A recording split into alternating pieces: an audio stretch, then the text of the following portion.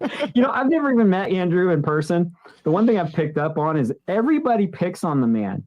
And so here's that's my not take true. as an He picks at outsider. everybody else. No. See, I think he's an innocent victim of just ruthless people who harshly judge him. And he just seems to me so innocent.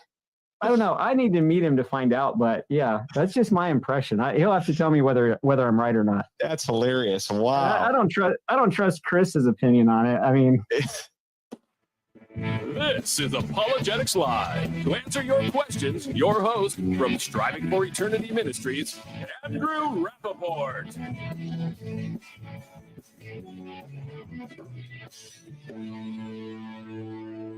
We are live, Apologetics Live, here to answer your most challenging questions that you have about God and the Bible. And with that, we're here to answer those questions. Tonight, we're going to focus on, well, your finances. That is something that most people, we had a guest in a few weeks ago, and a lot of people, there was a lot of interest. And because of that, we asked him to come back in. And so but we will have, if you have questions, want to join us, we seem to be having a problem with the website. So I will put up right down there, the StreamYard link. I shouldn't put it as a ticker. I'll just leave it where it doesn't scroll, I guess, because it'll be hard to read. So, but there is, let's see, because for some reason, we cannot seem to be able to get folks to be able to join. And so with that, that's not the right one. It's not letting me do this. I don't know why. All right. Well, let me bring in our guest. This is live. This is what happens when you do things live. Joshua, how are you? Doing pretty well. How about you?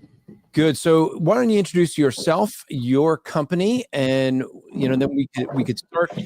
Meanwhile, I'm going to be behind the scenes trying to fix things if I can. And sure thing.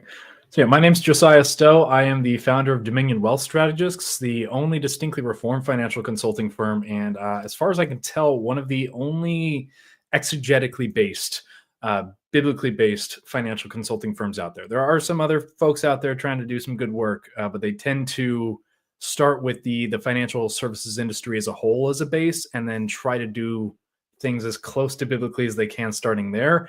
We try to start with scripture. And then whatever parts of the financial services industry that actually align with that we'll utilize or we'll tweak as necessary to make it fit. But there are things that we would do pretty substantially differently. At least that's what sets us apart here at Dominion Wealth Strategists. So for folks, I put a link there that if you want to join us live and ask questions down at the bottom there, just because, well, Apologetics Live is usually how you'd come in and join us, but it's be broken. We had trouble last week and we have trouble this week. I don't know what is going on with it. We will have to work on that. Thought it was just something from last week. But with that, if you want to join, ask any questions, just go to the link there, the StreamYard link that we put in there, and you could join, ask any questions that you have. With that, you and I did the episode where we had everyone from that was part of the Dead Man Walking podcast, the sponsors and whatnot, and a lot of people had some questions. We wanted to invite you back to maybe answer some questions for folks. I do want to give a review that we got on a previous episode, though, folks. Someone was watching the episode we did on full preterism. And left a kind of neat comment. So I figured it was Mr. Swifty 404, which I got to find out who Mr. Swifty is, because 404 in programming world means it's bad. It means a page not found. But but he had said in his review, speaking of reading things out of context. Remember the topic was full preterism. So he said, speaking of reading things out of context, my coworker is in the Word of Faith heresy. He gave me a book recommendation to read. I looked up each reference to the Bible and found that either the following verse, previous verse, or even the rest of the verses refuted what the author tried to infer. I've only interacted with one full preterist before. I was very confused about what he was trying to claim, as it doesn't really make any sense, in my opinion. So, Mr. Shifty, we agree with you on that conclusion, and that is something. What Mr. Shifty had done is something to always do, and we always recommend doing here when it comes to, well, reading the Bible or believing what someone says about the Bible.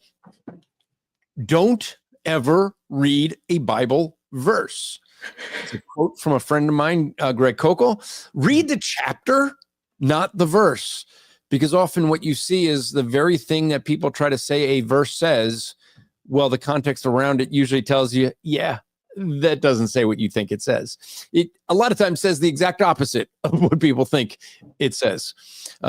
A great book that I'm thinking of would be Jim Osmond's book, God Doesn't Whisper, where he goes through all the verses that people use to try to say God is speaking to them, and every one of them is out of context. Mm-hmm. And the context of every one of them actually kind of destroys what they say the verse is trying to say. Funny how that works, huh? Yeah, and that's pretty common. I was born and raised in Northern California, so the Bethel. Right. So the Bethel Redding influence was aggressive. You've got MacArthur down in the south, you've got Bethel in the north, and here I am stuck in the middle with all those very confused people. So we had and they get money horrifyingly wrong, like 90% of the time.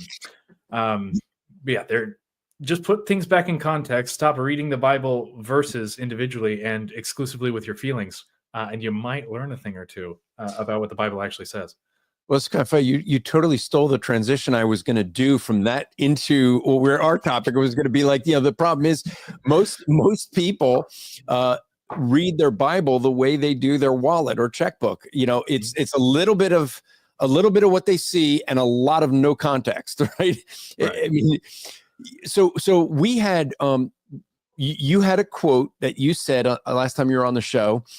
Someone made a meme out of it. I shared it, and boy, did that get people upset. I realize there's a lot of people that are Dave Ramsey lovers. Strangely. And even people who have done very well for themselves, and yet still, individuals who don't actually follow everything James Ramsey, like the issues that we had brought up when you were on, was the fact, and I should give the quote. The quote you had was, Dave Ramsey is the Joel Osteen of financial planning. So that was the quote that you had. Mm-hmm. The thing is that I mean, the issue that we raised about it was that Dave Ramsey would say you should never get in debt ever. Right. And it's interesting because the one person that was going after you back and forth for quite a bit, actually doesn't follow that. And that's why I was like, okay, like there are some things I think Dave Ramsey would be fine for. Right? If someone doesn't know how to manage their money at all, they're in debt and they need to get out of debt and they need some fiscal responsibility because they have none. Right. I think some of the, I haven't read a lot on Dave Ramsey. I said that last time, but I've understand enough of his principles, what he teaches, to see he's going to be good for people who are struggling to manage their money. Period. They get themselves in debt. Yeah, there you go. There's the Dave Ramsey book. And so there was another guy. Oh, I'd have to try and see if I could find his book. Blue, I think was Ron Blue, I think was the name.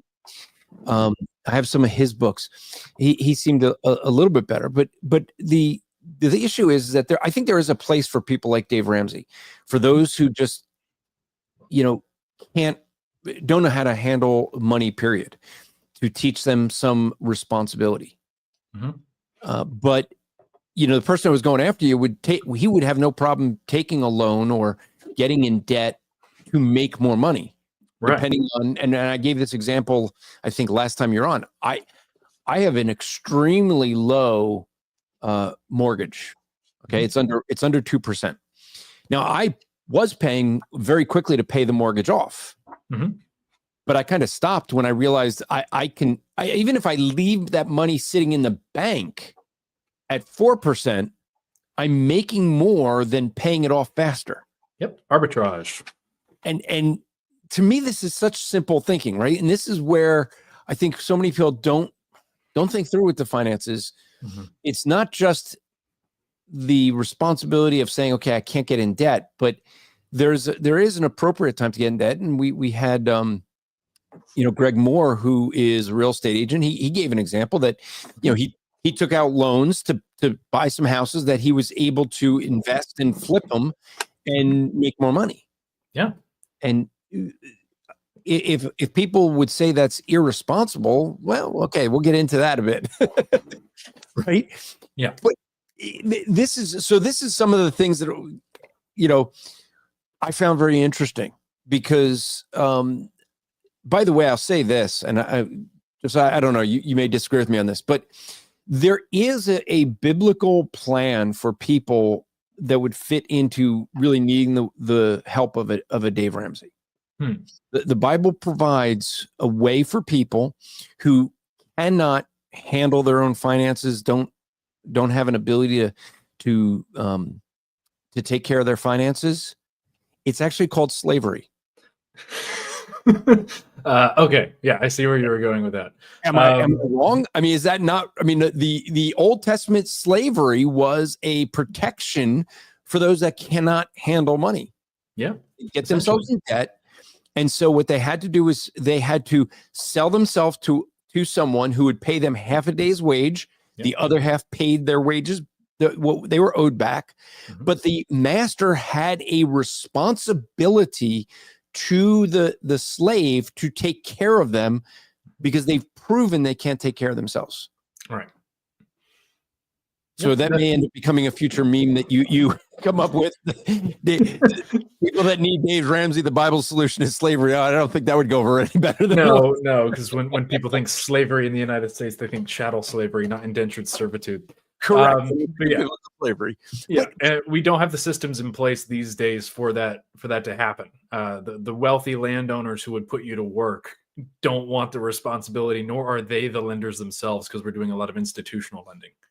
Yeah, but I find that the issue of slavery in the Bible to be very interesting because so many people don't understand what slavery was in the Bible, mm-hmm. and it was actually a protection for those that could not take care of handle their own finances. Right. And it was only 7 years at most, depending on when you ended up going into slavery and when the next Jubilee year was. So it's basically bankruptcy. You're going to go into indentured servitude for up to 7 years. And then when that time's up, your debt's done. You're released. Go back and probably don't get into debt again. Yeah. And I'm just through getting done in my Bible reading, going through Leviticus and, with all the rules of, okay, how close are you to that Jubilee year? How much are you going to have to pay back? And right. So that you don't have people who just go, well, I'm going to just, I know next year's a Jubilee. Let me just get myself up. I'll yeah. Doesn't quite work that way. Just say, I'm not paying any of my bills and next year I'm all free. Yeah. There's protections against that as well. And so I think a lot of people don't realize how much the Bible does talk about money. Oh yeah. There's a lot of people who will say, okay, the Bible, Jesus spoke about hell more than heaven, spoke about money more than heaven and hell combined. That's true. But there's a lot of areas, I think, where the Bible talks about money that we don't think about, even in the Old Testament when it talks about slavery and the purpose of it. Yeah. So I want to start with kind of a high level for folks is give us like a biblical view, in your opinion, of money, how it should be used. Mm-hmm. And then what I want to start diving into is what the Bible actually teaches about our responsibility with our own money.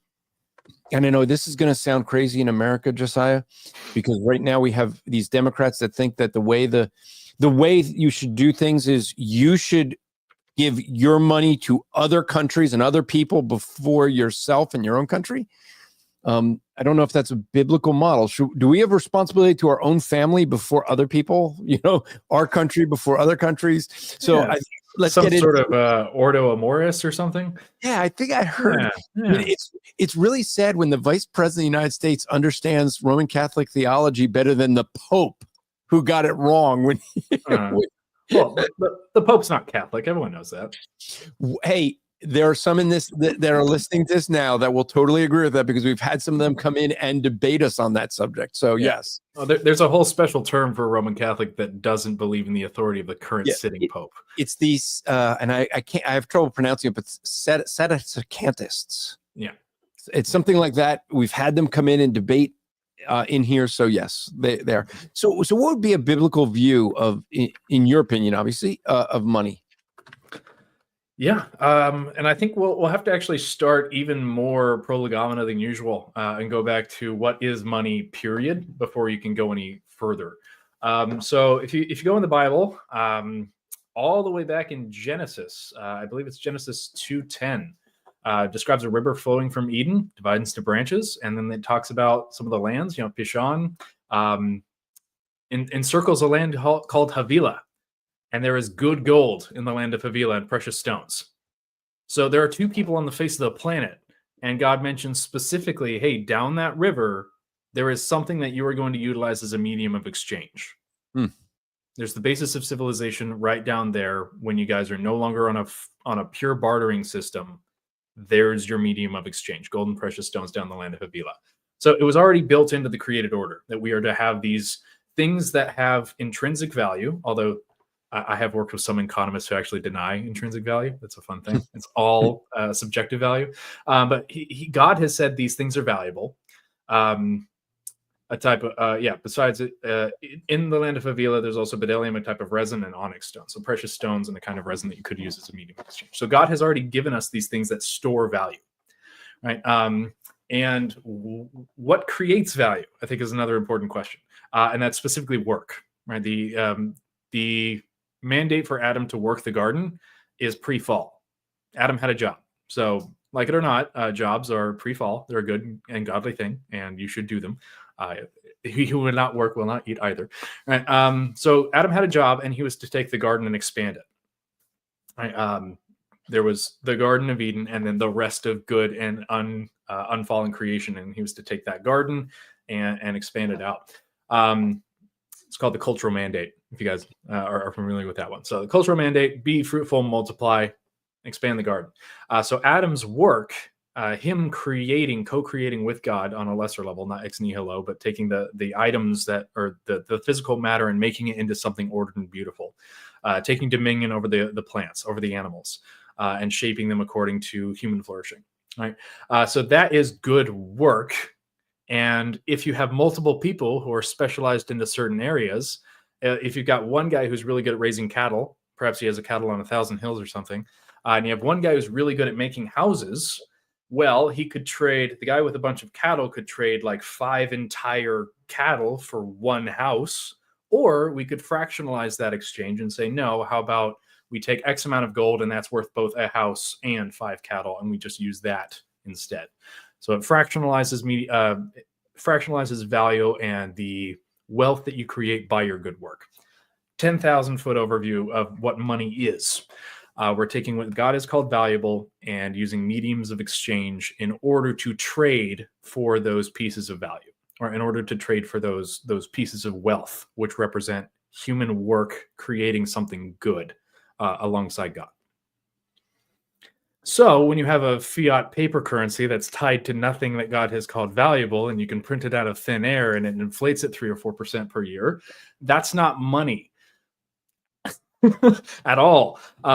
We don't have money since 1971. We're no longer tied to anything that God has called valuable. The state has said that it can create ex nihilo in fiat, declaring that this piece of paper, this piece of cotton, contains value when it doesn't, when it's not tied into anything that actually relates to work and wealth. So let me ask, and we'll probably get more into this later, but cryptocurrency, specifically Bitcoin, is that then, right? Is that money, in your opinion? It's a marked improvement. That's for sure. You can't see the book. You're holding up a book, but we can't read the title. So you tell us the title. Thank God for Bitcoin, the creation, corruption, and redemption of money, written by Robert Breedlove, Jordan Bush, Gabe Higgins, George Mercantile. A whole bunch of people have contributed to this. It's a bunch of Christian Bitcoiners. Phenomenal, really good intro to Bitcoin. I wouldn't suggest you put your money in anything you don't understand. This is a really good starter, the learning curve on Bitcoin is actually rather steep. So this is a good starter, but you're going to need to do a lot more reading before I'd recommend you put your dollars, which are not worth anything, into another medium of exchange that is currently worth something. We got a comment here that came up.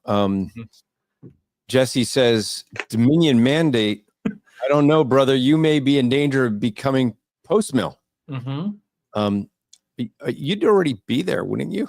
Yeah, I'm a free constructionist, so post-millennial, presuppositional, all full 9 yards there. I did hear a actually relatively respected business owner recently quote, or what he said. I'm going to paraphrase a little bit, but the world belongs to optimists because they have to believe a thing can be done before you can go out and actually do it.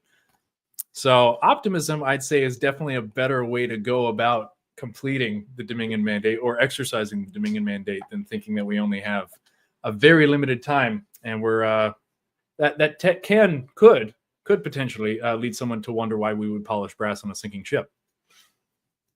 Well, because God says so. Yeah, God says so, right? The commands of God are very clear, but I'd say it's easier to do that in a context of optimism rather than a context of something else.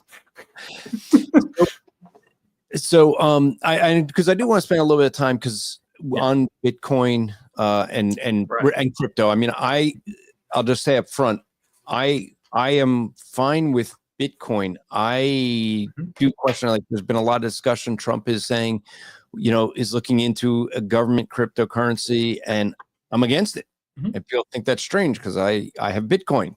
Right. There's a big difference between those two. So I do want to get into that. So don't let me forget about that. Sure thing. And on crypto, I'd say the only issue I have with it is that it's not directly backed by something that God has called valuable. That's really it. That's my primary concern, is that Bitcoin is currently denominated in dollars, and its value is purely speculative. Whatever other people are willing to pay for Bitcoin, that's what its value is. It doesn't cash flow. It doesn't generate anything. It's a potential and really good. There's a lot of potential here as a medium of exchange. It's non-fungible. You can't just print that in air. It can't be duplicated. It's tracked 100% of the time. It's like a lot of really great things that make it a phenomenal medium of exchange for our digital age, except for the fact that it goes up 150% per year on average, which discourages people from using it as a medium of exchange.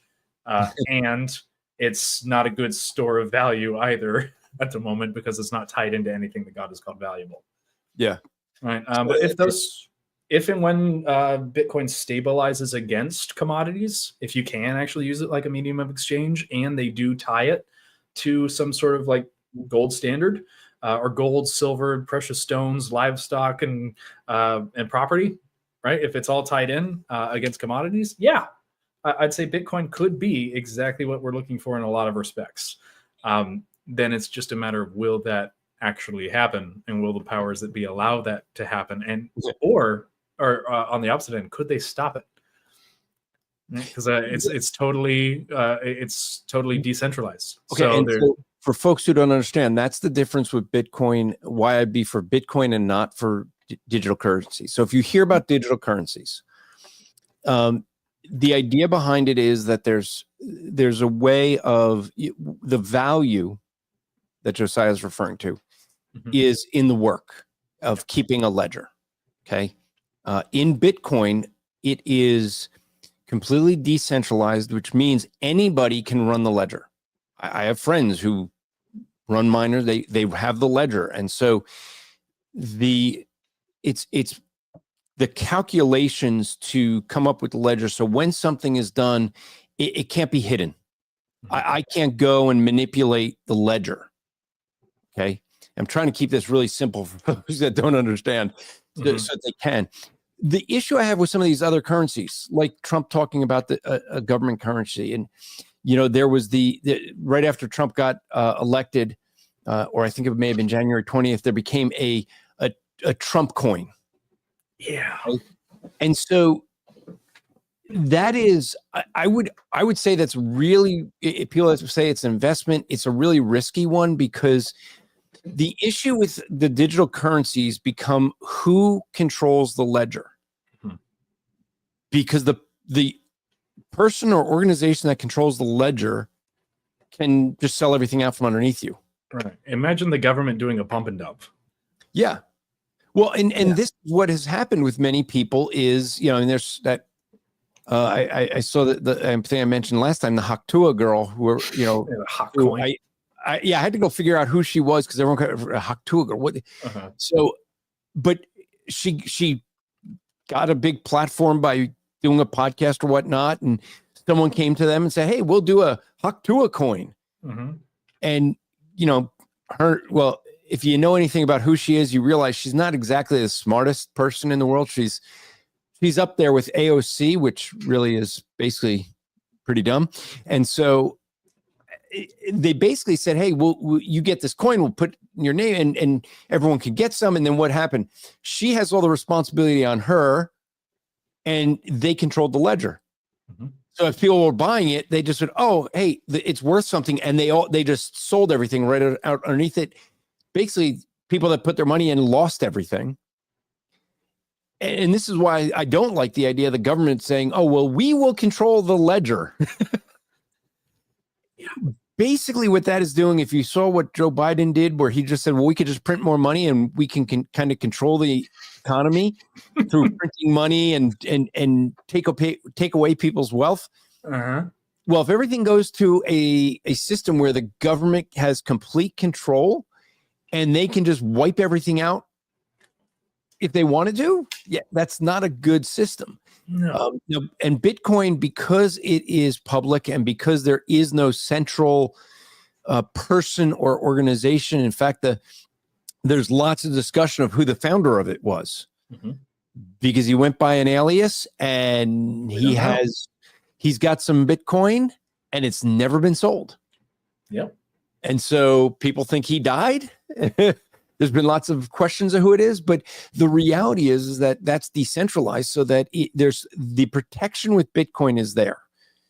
Where if you get into any of these others, I'm just going to warn you, don't. Well, Ethereum's great. It's totally not going to collapse until it does. Or maybe you could buy some NFTs. They're also on the blockchain. So yeah, I mean there was someone I knew that bought a bunch of different coins using Coinbase. And if you don't want, folks, if you're going, well, I don't know what all this Coinbase and all that, it's just different ways of buying and selling these digital currencies. Yeah. But yeah, Robinhood doesn't count, by the way. I'm pretty sure Robinhood puts your money in a Bitcoin ETF, but you don't get a wallet, you don't get keys. It's not actually you owning that Bitcoin if you buy it through Robinhood. Oh, I didn't know that. Okay. Yeah. A lot of people are like, "Oh, I own Bitcoin." Where? Do you actually own it, or is it on Robinhood? Because they'll sell you Bitcoin, but I think it's actually just directly tied to a Bitcoin ETF. Okay. And so, yeah, I mean, there are some advantages to Bitcoin, especially if you have a government that's looking to, say, persecute you. You take a look at what happened. I often think about Albert Einstein when he got his Nobel Peace Prize, because he was a German citizen and married to an American woman. And I think at that point they might have been divorced. I forget. But he basically gave her his Peace Prize, the $1 million, because the German, I think it was German mark, was basically worthless overnight. Yeah. And so that's something that, where if you have Bitcoin, you can just pick it up like, hey, give that to me in Bitcoin. And it doesn't matter which country you're in. The Bitcoin is the same value in every country everywhere. So you can pick it up, and I have what's called a cold wallet. I could just take that with me and take my Bitcoin, go to another country, and all my money's there. So it does protect somewhat against, and I want to get into this later, but we've seen where the government just shuts down people's banks.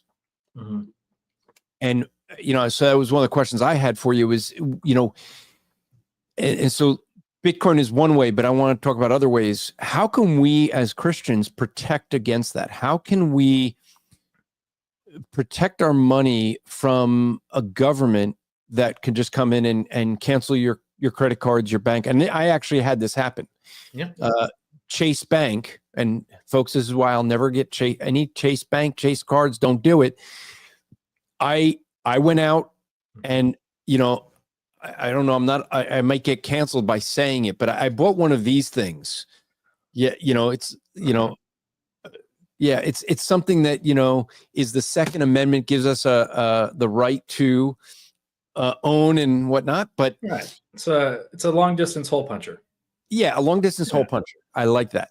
And so shortly after purchasing some ammo and weapons, Chase sent me a letter letting me know that my personal credit cards, my business credit cards, and my bank account were all being shut down. Could not tell me why. It's been years now. They still won't tell me why. Mm-hmm. And I had a limited, you know, it was kind of interesting. I had 30 days to empty the bank account to clear everything out. Mm-hmm. And make sure I had to make sure I paid the credit card bill though. Yeah. But they were basically going to confiscate the money after 30 days if I didn't empty it. And for the points on the credit card, they were going to just be evaporated if I didn't cash those in. And the letter came like 15 days in the 30-day period. It was dated 15 days before, but I didn't get it for. Yeah, that's rough. And you know, they didn't even have to give me the 30 days. No. They could have just done that immediately, and people have suffered with that, where all of a sudden, you know, the truck drivers in Canada, mm-hmm. they're protesting their government in the abuses of their government. What does their government do? Basically shut down all their bank accounts, and now they can't pay bills. They can't do anything. Right. So are there ways as Christians that I think that's a serious thing we have to recognize? Are there ways that we could protect against that?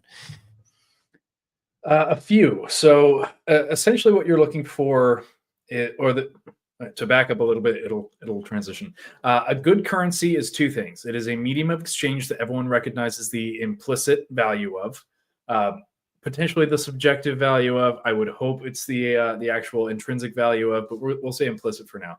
That your 1 ounce of gold today is going to be worth whatever you spent it on tomorrow, right?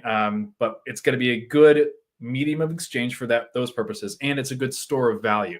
So if you do a lot of work, but you don't have a lot of things to buy, you can store them up, and you're not wasting your time. You don't have to stop working because you don't need anything. You can continue to accrue value, do good things, gardenize the planet, do good work, and accrue that store of value that you can utilize later. You can deploy that capital later at the same hopeful rate of that it was worth when you earned it the initial time. All right. So what we're looking for here is a store of value. So if you can go back old school and buy 1 ounce of gold. You can buy 1 ounce of silver. James Hunter at Alps Precious Metals. That's sort of his whole shtick. He used to be in the financial sphere in traditional finance, and now he just liquidates people's assets or turns 10% of someone's assets into gold. Here you go. Here's an asset class that will not go away, won't tarnish. Well, the silver will tarnish, but your gold won't tarnish. Here you go. And you have a store of value. My only concern is it's not an investment. It does not grow. So if you had like 5 bars of gold in 1920, you could buy a neighborhood. If you have 5 bars of gold today, you can buy a neighborhood. But it did not grow in that time. So you're not actually increasing your wealth. You're just storing it.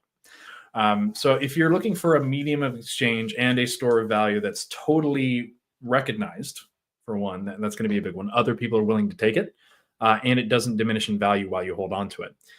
We don't really have anything. No digital currency that does both of those things well. Bitcoin, again, could. It works as a medium of exchange for certain persons who also do Bitcoin, but you also get charged, frankly, ridiculous fees for transferring it between individuals. So it's not a decent medium of exchange when there's a third party who's like, yeah, but I'm going to get my cut for making sure this transaction can even happen. and it's not a good store of value since, again, it was $100,000 a month and a half ago, and now it's $60,000 today per Bitcoin. That's denominating it against the dollar, mind you, which is iffy. But we need it to be stable compared to at least commodities. 1/800th of Bitcoin should be able to buy your groceries for the month, and next month 1/800th of Bitcoin should be able to buy your groceries for the month. So it needs to be stable, and it needs to be recognized, and it needs to be usable by everyone in order for it to kind of fulfill those functions. So that's generally what I think about Bitcoin as a store of value. But what you can do instead is effectively, how do you put it? Get something that's a good medium of exchange and get something that's a good store of value. And ideally, that store of value is entirely detached from the digital space so that you can always use it, or so that you can always have it. You can always use it later. So that's where having a safe full of gold does come in handy, right? The government can't take that if they don't know it's there. But gold's also tracked. Gold's tracked really aggressively, and it's treated like a special kind of commodity. You have to pay capital gains tax on the sale of gold because it's not considered a currency anymore. It's considered an asset. It's a commodity.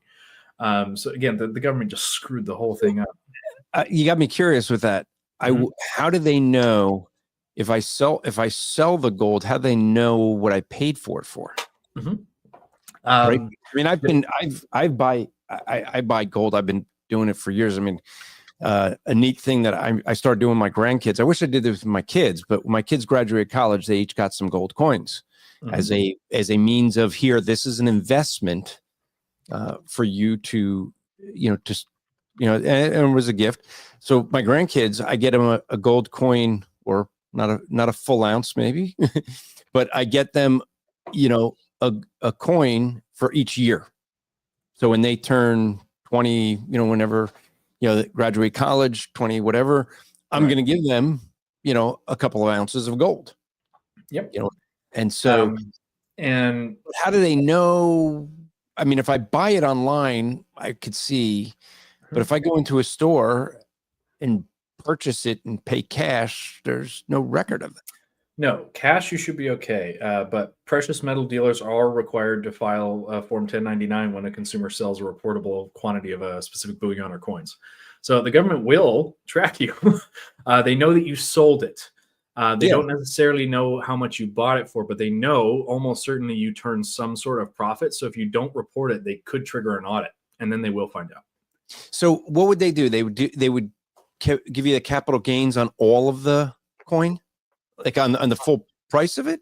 No, usually just on the profits. So if you bought a coin, we're talking a literal gold coin here, right? If you bought it for $100 and you sold it for $110, you owe $10. If you sold it within a year, you would owe you'd owe, like, if it's long-term capital gains tax on that $10, it'd be 15% of the profit. But I mean, some of the coins I bought so long ago, right? So you would be, by law, required to keep a ledger, keep track of what you paid for it, and what you sell it for, and then report yourself.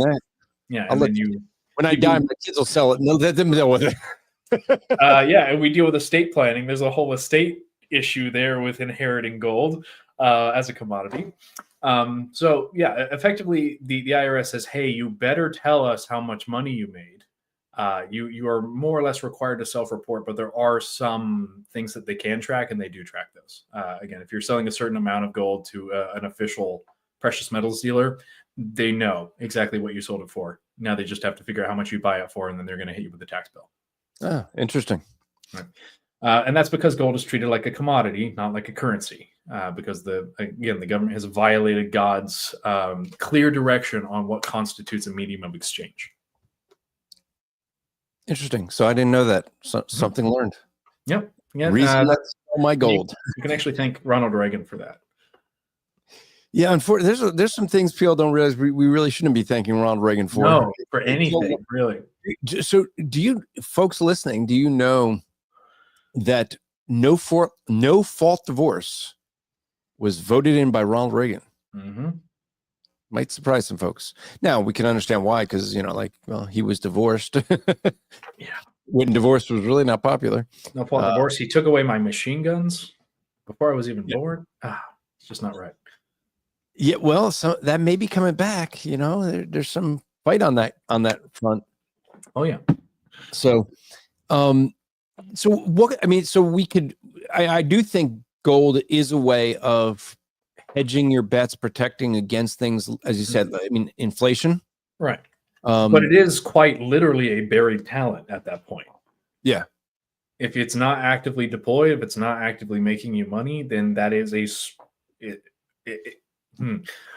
hopefully it's not everything that the master has given you. Yeah. If you bury 10% of the talent, maybe as a good store of value, but money or anything that's being used as a medium of exchange, and we're going to colloquially call money, even if it's not directly tied to what God has called valuable, needs to be deployed and actively earning more money. It is the Dominion mandate to expand, and rather logarithmically at that. So anything that God has given you, that he has given you to steward, is meant to be used and used in a way that grows and promotes human flourishing. So when we're talking about putting a bunch of your money in gold for safety, at most, I would say maybe 10%, or keeping your money a store of value of maybe 10%. Everything else ought to be deployed, even if we're all throwing around paper money that doesn't actually hold any value. People are treating it like it does. It seems to have some level of intrinsic value, and so we ought to deploy it and make more. And then you have a larger amount that you can pull out as 10% to build up your little pile of gold. All right, so we got a couple of things, people putting some things up here. Jesse is saying, my head is spinning. Any good godly resources on how best to invest? I can give you a really terrible resource. He's holding up a Dave Ramsey book for the audio audience. Yes. Yeah. You should just invest in mutual funds. Open up a Roth IRA and do nothing. Like, that's horrifying advice. Just way too cookie cutter.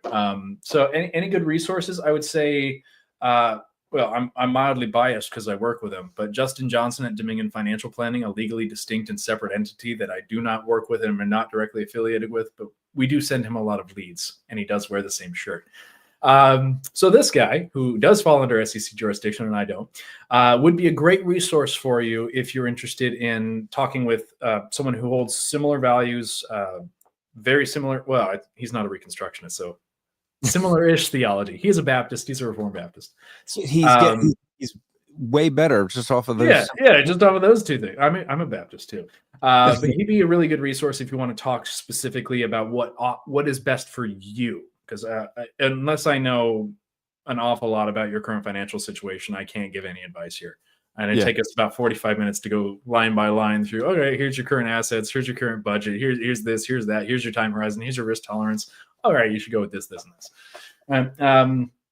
So good resources. Plenty, actually. I've got a ton of books back here if you're just looking for concept, right? Not necessarily for specific recommendations on stocks, bonds, ETFs. Okay. They're on the other shelf. The Case for Dividend Growth by David Bahnsen, I'd say, is really phenomenal. I got to be careful about what I'm recommending here. But The Case for Dividend Growth, I'd say start there. And it'll give you a really clear picture of why we ought to put our money in things that are showing actual value as opposed to pure speculative value, right? Where they're giving you money because you're part owner of the company. And the sort of moral impetus to, if you are a part owner of a company, to have your voice heard, to actually show up to stock meetings and be loud. If enough Christians owned Disney stock, Disney wouldn't be what Disney is today. Correct. Because we could be loud and obnoxious and say, hey, knock it off.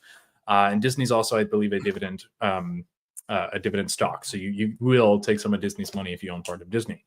But I digress. I'm not going to recommend that anyone go out there. I'm not soliciting anything.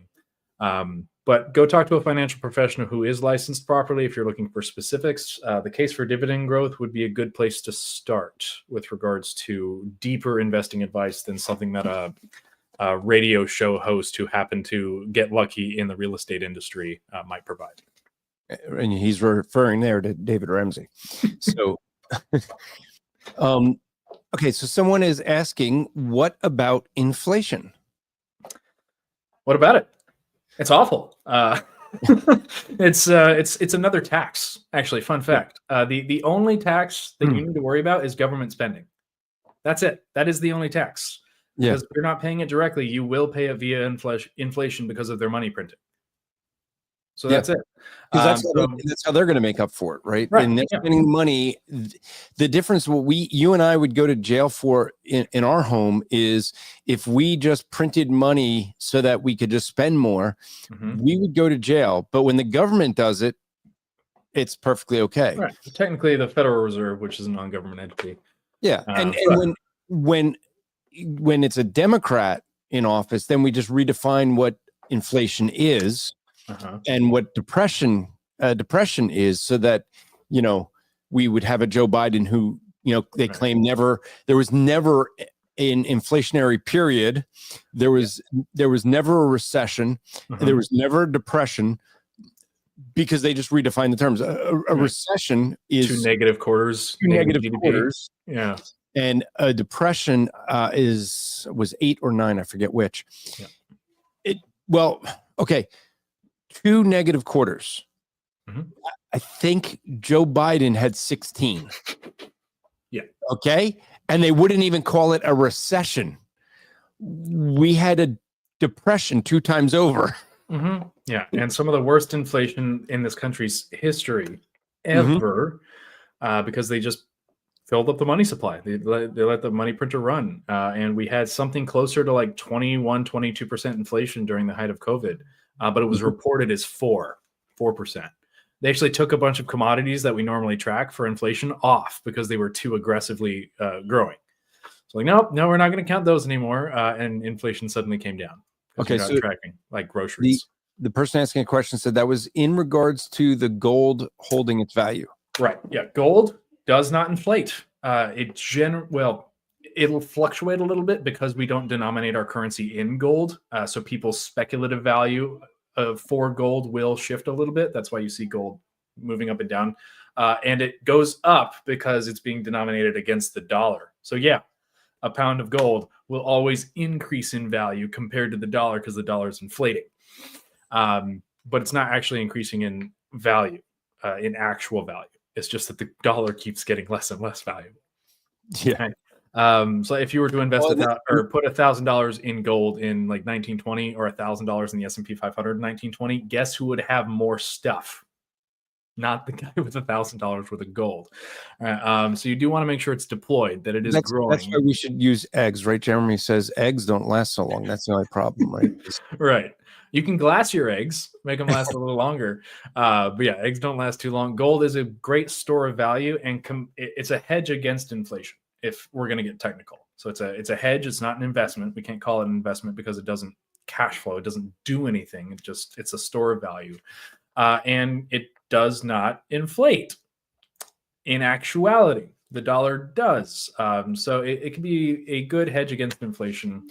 But again, if only 10% of your portfolio is in this non-inflating asset class, 90% of your portfolio presumably is, which means you're still going to run into basically the same issue unless you want to totally remove the value that you do have in dollars out of the system and put it in gold. But then again, you only have a medium of exchange, and you need to find someone that will trade with you in gold so that you can continue growing your dollars. And I'm going to welcome in Aaron Brewster to, as he said, he says, he said, what's up in the chat? He said, what's up, party people? So we'll welcome him to the party. So I'll say again, folks that are watching, if you want to join live, there is a problem with the website. We'll work that out. Usually you go to apologizelive.com to join, but I do have the StreamYard link there. If you want to join, ask questions. If you're going to ask, I'm just going to say this up front. I should have said this at the beginning. If you're going to come in asking Josiah questions about your personal finances, I'm going to ask you a bunch first.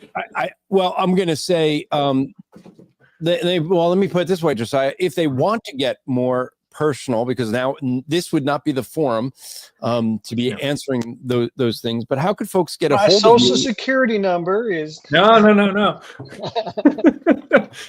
Yeah, if you did want to sit down with me, we do a introductory overview. It's about an hour. I'll tell you a little bit more about the company, who we are, what we do, and then do the necessary data collection. Then I'll spend the next 3 to 5 days actually crunching the numbers so that we can do an hour-and-a-half long consultation with all of my recommendations. In order to do that, you can go to www.reformed.money. That's a quick redirect to our website, dominionwealthstrategist.com. You can also follow us on Facebook, Twitter, or X, now it's called, and Instagram. All of those will have the links directly there so that you don't have to type anything in if you don't want to. Let me ask this question of Jesse. Jesse said couldn't connect. Jesse, were you able to connect using the StreamYard link? I'll be curious to find that out because Aaron was able to come in using actually both you guys came in using that link. So that link though, where is that on the site? Because I didn't see that. I just clicked on the duck like I normally do. Well, because I sent you the link, but for some reason, you're sending it to people individually. Yes. So if people want to join, you can't right now. You can't go to apologeticslive.com and click on the doc. You have to go to StreamYard.com/ and then it's 5XGEABUUD2. Did you put that? Can you put that into the comments? Just really rolls off the tongue. Yeah, I wonder if I could. I might be able to. Let's try that. So I don't want to derail anything that you guys were talking about. But well, no. But I want to ask permission, and if it's okay, I want to, because maybe it's not a derailment. Because it's about money. It's about money and money philosophy for Christians. You've already derailed, so we're waiting. Yeah. Oh, okay, you are. Okay, cool. All right, so. Okay, well, that was enough of that. We'll just put him backstage. No, kidding. I'm kidding. So I had this idea. I was studying through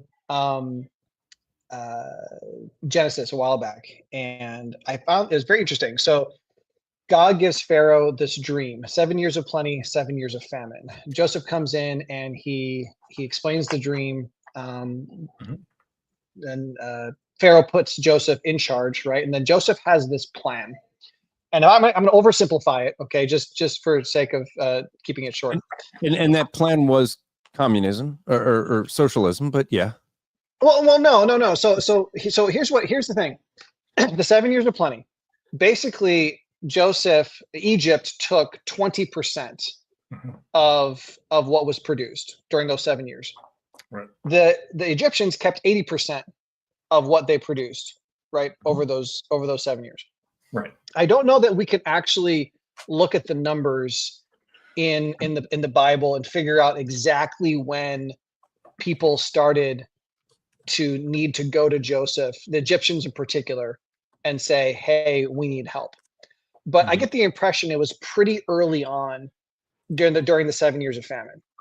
But what's interesting is this: whereas the Egyptians burned through 80% of what they accumulated over those 7 years, Joseph then took the 20% that he accumulated over those 7 years and not only fed the entire nation of Egypt, but all of the surrounding areas, right? So everybody for 7 years, for the most part, survived off of the 20%, right? When they burned through the 80% before. So I had this thought. Now, obviously, I don't think you're going to hear it and you're like, well, yeah, if a person can do that, that's a great thought. And the thought is simply, what if our understanding of standard of living is totally messed up? I mean, far too many people, as far as I know, and being a biblical counselor who works with people about lots of different things, including finances, far too many people are getting into debt, spending more than they have. A lot of other people are just what comes in goes out. Some people are putting away their 10% into their savings, right? But what if we reevaluated our standard of living to the degree that says, okay, I'm going to live off of 20, 30, maybe 40% of my income. The other 80, 70, 60 is going to go into savings or things like that, investments, whatever the case may be. Now that sounds crazy because all of us are like, man, if I tried to live off of only 20% of my income, I would be, that would be a completely different standard of living. And that's where I stop and say, is that bad? like maybe reevaluating from that. Now, again, I'm not saying it's biblical. I'm not saying that's what we have to do, but I just thought it was so interesting that what Joseph did with the 20% far outshone what the Egyptians did with their 80. And it makes me wonder if we're a lot of the poor financial decisions we make because we think that we need the 80, when in actuality we don't. What are your thoughts? I'd say it depends, because the median American right now is really struggling. I think median income is $70,000 a year, but that $70,000 doesn't go nearly as far as it used to, like at all. I think the average U.S. American, which is including children who don't make any money at all, is somewhere in the neighborhood of like $42,000 a year. If you were to try to live on 20% of that or 30% of that, you can't make rent. 20 or 30% of your income is usually just rent. Sometimes 50 or 60% of someone's income is just rent, and it's baseline, like the cheapest rent you can find in a given area. So if we were to try to practically implement that now, we'd all be living in vans down by the river, scrounging through the forest for ramps if you're here in the South, and foraging as we go along. May I insert just an observation? We're not sharing social security numbers, and we're not sharing bank accounts and whatever else. No. But I can say, as an individual who my salary for my nonprofit is $500 a month. Please, everyone, go to truthloveparent.com and donate. I'll say this. I mean, you're saying that, but folks, we actually do have something set up for the Brewsters, because they still haven't. I know we're giving a lot to Ukraine, but for people like Aaron, who got smacked with the hurricane, Joe Biden gave nothing. He gave Ukraine billions of dollars as a gift, but Americans had to pay a loan. Yeah. So we do have, I'm showing it right there if you want to support the Brewsters to help them out, because they're still, they were underwater, literally. But we have a givesendgo.com/SFE. That stands for Striving Fraternity. So if you guys do want to help the Brewsters out, because they are still behind on that, we could surely help them, get them some, we've replaced their HVAC, but all of the water damage and whatnot we haven't been able to fully help support. So, and they don't have insurance. So, and now, when living on a meager income, you now know how much his income actually is. Mm-hmm. Now, I say that because, since 2014, when I was early 2000s, I was a school teacher at a Christian school. So I was working 2 jobs at the time. So I was making about $40,000 or $50,000. And in the Chicagoland area at that time, early 2000s, we were able to, we purchased a home. Okay. But still living in the suburbs of Chicago, the Streamwood area, that took a lot of, care to do that. But ever since 2014, when we moved to Victory Academy for Boys, working at a boys' home, we have been under the poverty level. Mm-hmm. And what I've found, just personally, and obviously I'm not saying that this works for everybody, but I am saying that by God's grace, I don't necessarily know, and I know you're being silly and being hyperbolic, but I don't necessarily know that that if we have that idea that we need to forage and we need to live by the van down by the river, then I think that continues to reinforce the idea that this is impossible. I couldn't possibly do that. But when people get creative, and God blesses, and God totally blesses. Our living arrangement right now is, most people aren't going to be able to do what we're doing, and God is providing. But I do want to just put it out there, just as an encouragement that, man, oh man, we have seen God take a dollar bill and stretch it a mile in so many ways that we never thought was possible. Because we said, we have to be financially wise with this money, because we don't have the money to not be wise. But anyway, go ahead. Yeah, and you do see it. So I do agree in principle that most people are living either, or they're seeming almost requirement. They have to live at or beyond their means. There's a general American principle: if you have money, you spend it. It helps the economy, right? So I see dealing with finances all day, every day, sitting down with clients. Most of them have zero discretionary income because it's tied into a bill or to servicing a debt that they shouldn't have taken out. and they have nothing left over, which means they have nothing to go in their storehouse, which means the $500 a month they're putting toward the tithe is actually putting them in a worse financial position where they need help from the church now. So we want to make sure that when we're helping clients, we're maximizing that discretionary income. Let's take down all of the bills that you don't actually need. Let's not take the Disney vacation this year. For like 5 or 6 reasons, but certainly financially, that's one of them. And let's make sure that you're not spending money that you don't have, and not buying things that you don't need. And I don't want to lower someone's quality of life, but if they're living beyond what would be, I'd say, frugal or wise, we also need to take that into account. If you're making $80,000 a year, you don't have to keep up with the Joneses. You can live like someone who makes $42,000 a year and pocket the difference and actually grow it. And in 20 or 30 years time, if you're good with your growth, if you're careful with it, now you can live like someone who makes $120,000 a year for the rest of your life. Or better yet, you continue to live at $42,000 and you're so generous, right? Building something for the kingdom. But I say far too many people find themselves in luxury, get used to it, and can't see themselves diminishing their quality of life for any reason, let alone a good and moral one. Well, and right there, you struck an issue for folks. Is a lot of people struggle financially because of the decisions they make. Yeah. And some of it is poor decisions, so they get themselves in debt. And they think, oh, well, the next big scheme will get me out of debt as they dig themselves deeper. But right, because the Bible doesn't say anything about quickly gotten gains. Yeah. Where for others, it's the struggle that I think a lot of people have is they get used to certain things. I do enough counseling with folks, even when it comes to getting jobs, things like that. And people put limitations on themselves that are their own limitations. Mm-hmm. Okay. So you end up in a situation where, I'm just thinking of a recent counseling that I was doing with someone that had every reason under the sun why they could not take a certain job that would provide for their family. And it just, no matter what I said. And so eventually it came down to, so you just don't want to change from what you're doing. Yeah. Right. And so then don't come to me saying, it's like, you're putting this limitation. I can't do that. Mm-hmm. Why not? Because it's just not who I am. Right. And yeah, that's as maybe you're not hungry enough yet.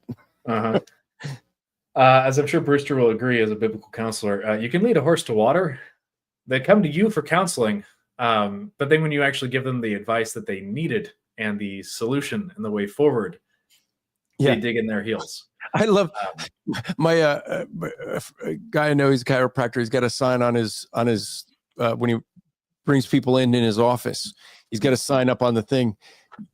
This, and I'll paraphrase because I don't remember exactly what it is. I should take a photo of it. It says, "Your recovery is directly tied to which one of us is the doctor." Yeah, it is. But providentially, as a biblical counselor, is going to take that and probably have that yeah. But providentially, I haven't run into too much of that in my particular industry. People tend to come to us with a more I wouldn't say submissive. That's the wrong word. They're here for advice. They know they've messed up or they know they need help. They come to me, and then it's just a matter of being tactful, building a relationship, and then kind of earning the right, so to speak, to speak into their life and say, this is what you ought to do based on my expertise that I've demonstrated already. Yeah. So it takes some time. I have had some formal training in like nouthetic counseling, and that seemed to work out really well in this industry, even because I'm essentially doing financial counseling from a biblical perspective. So that's amazing. That's great. Right. So it's really narrow, but going to seminary certainly helped. Spending 5 years in the Army as a chaplain's assistant, being the de facto guy to handle all of the lower enlisted problems, certainly helped as I transitioned into finance. Well, you use the term nouthetic counseling, so you're clearly talking about NANC. You're talking about ACBC. Mm-hmm. Oh yeah. Yep. I love ACBC. I'll be there at the annual conference this year. So that's good training. That's awesome. And I love that you use that in what you're doing from a financial perspective, that's amazing. That's exactly how it should be working. Right. I don't think they were expecting that when they taught me. Yeah. And I should mention, so I made the comment about what happened with Joseph being socialist, because if you actually look, and I mean, go and reread that account. Notice I didn't say story because it's an account. It's a historical account. But what you end up seeing is Joseph ends up, okay, everyone needed the money. They need their grain. They're coming to Joseph. And what did Joseph end up doing? He basically transferred all of the wealth, the land, everything to the government. By, okay, we'll take 20% for 7 years, but in the end, the government owns everything. People gave up their land, money, everything. Yeah. I will say though, I mean, you said socialistic, and I was like, oh, okay. From a business perspective, I mean, they weren't going to give away the seeds for free. In a way, like you'd almost expect like a Marxist mentality would be like, the welfare system, that we just give all of this grain away for free. In fact, in that scenario, they would actually charge all the Egyptians, but they give it away to free to all the foreign nations, right? Exactly. But from a business perspective, I mean, they did the most intelligent thing. We have all your money. You've spent it all on seed. And so now we'll take, your animals, we'll take your land, right? You'll take you in a way. And what they ended up working out was a very interesting tax structure. I mean, to be completely honest, I think 20% steep, but depending on who you are in America, that's probably, you'd like to pay 20% taxes of just a flat rate across the board. So in a way, I don't know that I'm 100% against it, because I don't know. I guess maybe some way it could be considered socialistic. I don't know. Yeah. In the end, and I'll just give a thank you for the person who just donated to Aaron and his family. We do appreciate that. So if others want to do that, thank you so much. Thank you. GiveSendGo.com/SFA. This is what, as Christians, hey, I like what one of our other podcasters, a Christian podcast community, said. We should do the easy thing, because what Aaron is going through still, trying to recover from this hurricane, that's the hard thing. Easy thing would be to help support other Christians. I mean, a crazy idea. I mean, our government wants to take all our money to fund abortions and transgenders and everything else. We can use our money to help other believers. But I want to get into some of the questions. Tara asks this question: what's the best thing to invest in? So we've talked about things that are, whether they're investments or not, like gold and Bitcoin. People think of Bitcoin as a investment. It's really a currency. But, right. You're trying to get me in trouble with the SEC, aren't you? Well, I want to say before he says anything, and this is just really for those of us who know, invest in the chips right now. Everyone, please go put all of your money into the chips. It needs it. It needs it so bad. Which chips? Doritos, Lay's, whatever you want. No. The chip market right now, the super, I think it's the superconductors. It's the stuff that goes into AI. Yeah, the stuff that goes into AI is hardcore tanking the entire market right now. Well, okay. So you know what I find really interesting? Totally off topic, but with the whole thing of AI, right? You have liberals promoting the idea of nuclear energy. Yeah. I mean, for those of us old enough to remember 3 Mile Island and all that, like, the liberals were totally against one of the cleanest, safest types of energy, saying, oh, it's going to destroy the world. And now, because they want AI so badly and their electric cars, because there's no way to, the reality is you're using petroleum to get your electric for your electric cars. So they want, it's like you want to end petroleum by needing to produce more of it. And the AI, so now they're promoting, nuclear energy. It's like crazy.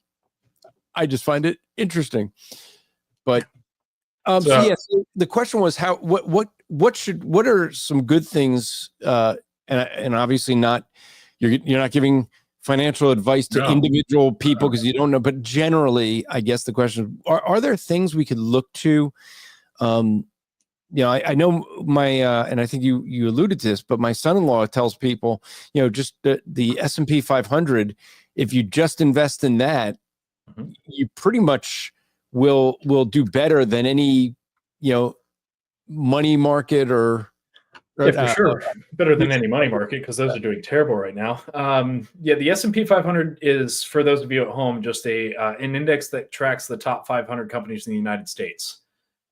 That means it's relatively stable because you're betting on the top biggest players in the United States, but it also means it grows relatively slow, because who grows slowest? The people already at the top. There's not a whole lot of upward momentum, a lot of room. So if they're averaging maybe 10% rate of return as a whole index, that's great. That's a good benchmark. But if you're doing something else, there might be some other things out there that do outperform it very consistently. So the S&P is just kind of like the vanilla ice cream of investing. It does work, and it is great. And in fact, vanilla was, up until relatively recently, the most expensive spice in the world. So it's nice. It does good things. But you should probably sit down with a qualified financial professional to go over everything, and you will almost certainly outperform your wildest, well, maybe not your wildest dreams. I can't even imply a guarantee. There's the potential that things will go better. And I think that's about all I could say there. But to sort of subvert your question, the best thing that you can invest in, and I'm going to use invest colloquially because I'm not soliciting for any securities, is yourself. Actually increasing your ability to create wealth. If you get a certification that allows you to get a job where you can be paid 30% more, that will pay a certain kind of colloquial dividend for the rest of your life, because you're able to earn way more money. So the money, or the best place for you to put any additional money, besides gold or Bitcoin, somewhere in the middle there, is actually going to be yourself 90% of the time. Increase your level of education, increase your competency, increase your earning potential, and that will definitely have a higher rate of return than practically anything else. So let me give a practical in a different way to what you're saying, because this is something people may not think about. You think about one of the biggest expenses people have, that people think about retirement. One of the biggest things is medical. Yeah. Medical expenses. It's a huge, and if you're younger, by the time you get to the point where you can retire, if you can ever retire, medical is going to be far more than it is today. Yep. And so, I ended up making the choice that I invest in things for my health, because if I spend money, and folks, regular listeners, I do crazy things like cold plunging. I bought a cold plunge. I have a sauna in my house. They really help with health, right? Why would I do that? Why would I spend that money? Because I'm spending money in today's dollars, saving what I plan to save a lot more money in future dollars in healthcare expenses. Yep. Now, that may not be realized. I could get hit by a car, but at least, everyone will be like, okay, well, he was just nuts while he was alive. No, because anyone that gets into a cold plunge, oh, look, there's his daughter giving him a kiss goodnight. We always like that. So there's a thing of, there's other ways to think about how to save dollars today and to save future dollars. Yeah. Or better yet, to save future Bitcoins. There you go. Yeah, again, if it fixes those two primary issues, that'd be great. I will say though, I've over the years accumulated a lot of silver, so bullion and coins and whatnot. And one of the things I'm finding is difficult is that, I'll back up a little bit. When I was in college, I was on eBay and I could buy silver for less than spot price, which was insane that back then. And I could sell it for more. I did that a lot early on when silver was trading for like, $7, $8, $9. Arbitrage. Yeah, it was beautiful. Nowadays though, you can't do that. Nowadays, you try to sell things like that on eBay. You're paying a significant price for listing it. You go to a pawn shop and try to sell it. You're not going to be getting spot price for it ever. And that's one of the difficulties too. I mean, obviously you can get into precious metals in lots of different ways. And I think precious metals have great value for lots of different reasons. But as long as the people out there, you realize you get into gold, you get into silver, it's not like, oh, I bought this for X amount and I can easily turn around and sell it for more. Even after the price goes up, because you need the price to go up high enough to cover the cost of what it's going to have for that exchange of selling it. It ends up just being one of those things where unless you know a guy, it can be more challenging than it used to be back in the good old days. Yeah, and there's a whole website called the Silk Road, but don't go there. Don't go there. You say that and then say don't go there, and I was like, no, it's like a darknet marketplace. You could buy anything, and that kind of some issues there. Yeah, but you would get spot price on silver. That's for sure. Probably. Yeah. You might even get under. Who knows? Mm-hmm. Who knows? Right. But back to the health thing, because the other guy that I work with, Justin Johnson over at Dominion Financial Planning, a totally separate legal entity that does security stuff. He is also a fitness coach. He's a power lifter. He's won multiple state records in the state of Washington, and so he also helps out with all of our agents. So we can get big and swole because I'm a string bean, and it's nice to finally put on some muscle. But that's probably wise as well. Don't live so cheaply that you end up taking years off your life and end up spending thousands and thousands of dollars on medical expenses. You want to make sure that you have a baseline, and this is an emergency fund of sorts. It's a way to keep yourself from spending lots and lots of dollars. And this is a sort of thing that compounds as well. Also increases your earning potential. If you're a guy in finance and you're skinny and you got a nice watch on, maybe you'll get a few more clients than the guy who's like super fat and can barely fit into a suit. So it can, these sort of almost intangible elements that can all compound to make sure that your earning potential stays as high as possible. A big one is going to be health. That's a huge marker of success and competence. It's something that I think I have found most people that deal with financial planning don't think about in encouraging clients to do. But you look at the fact that we live in a very unhealthy country. And so the majority of expenses, I mean, what is it most Americans do? The doctor says, here, take this pill, pop this pill, and you'll feel better. I mean, the doctors, I drove my cardiologist nuts because he was like, your blood pressure's too high, your cholesterol's too high, we got to get it down.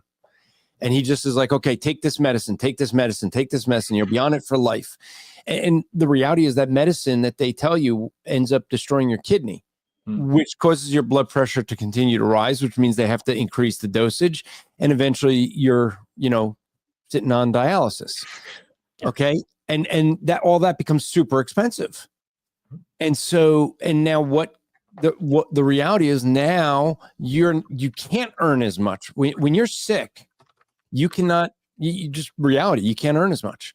When you're not feeling well, you're not going to be as productive. And so, doing things that will take care of your health is something that is really, really important. It's important for people to realize that, this is the long term, as I said. You're saving future money. Okay, it's the difference when people talk about if you're going to put in money in a IRA versus a Roth IRA. One, you're paying the taxes now. One, you're paying the taxes later. Which one's going to be better for you? Yeah, well, and if I had a crystal ball, I could tell you. We don't know what the tax rate is going to do. If a certain other person had won the presidency, I could say where it was likely to go.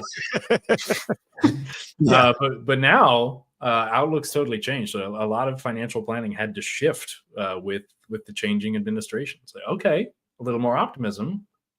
Let's change things up. Try to get things to hit on target. But one thing I can say is your health is long-term is not good. Like this is one we do know, right? Yeah. We do know the outcome. Your health will degrade. Okay. And so I would just say, don't take that lightly. If you're not in good shape, if you're overweight, you're very heavy, like Aaron over here. That was like a joke for folks who are listening on Mhm. Yeah. Aaron's trying to make his cheeks look big. This super thin Aaron. But no, if you're not in good shape, Mhm. that is something to take serious now and say, you know what, I got to start making improvements here, because it's that saves you a lot of money that you will need to spend later. So it's basically spend it now, spend it later. And I mean, one thing I'll say this is, if you want to, when it comes to health, there's studies for everything. Mhm. And so there's studies that will tell you that some things are bad for you and some are good for you. But I could tell you this, if you want to at least enjoy thinking you're getting healthy, make sure you have a good cup of Squirrely Joe's coffee, because Nice segue. at least it'll taste better than any other coffee. Hey, the caffeine, they say it's good for you, it's bad for you, but just the enjoyment of the flavor. So yeah, drink decaf For your health. Uh-huh. Decaf will kill you, man. Forget that stuff. No, this is the real thing, man. Yeah, Squirrely Joe's has one decaf, and he doesn't like it himself. Yeah, he calls it honesty, and I keep busting it. I was like, no, that's deception. Yeah, that's my point. It's the worst named one of all his bags. But if you want to get yourself a great cup of Squirrely Joe's coffee, go to strivingforeternity.org/coffee. And if it's your first time, use the promo code SFE for either 20% off or a free bag. I forget which one you get with that. So, but do go out there to strivingforeternity.org/coffee. And I'm gonna ask a favor. Make sure that you go to that link like this month and order Squirrely Joe's coffee. Do some big orders, because I've called out some people, and those of us who Squirrely Joe is sponsoring, a bunch of us are going to be doing some, more creative type of promos to basically see who can outdo each other in creativity and whatnot.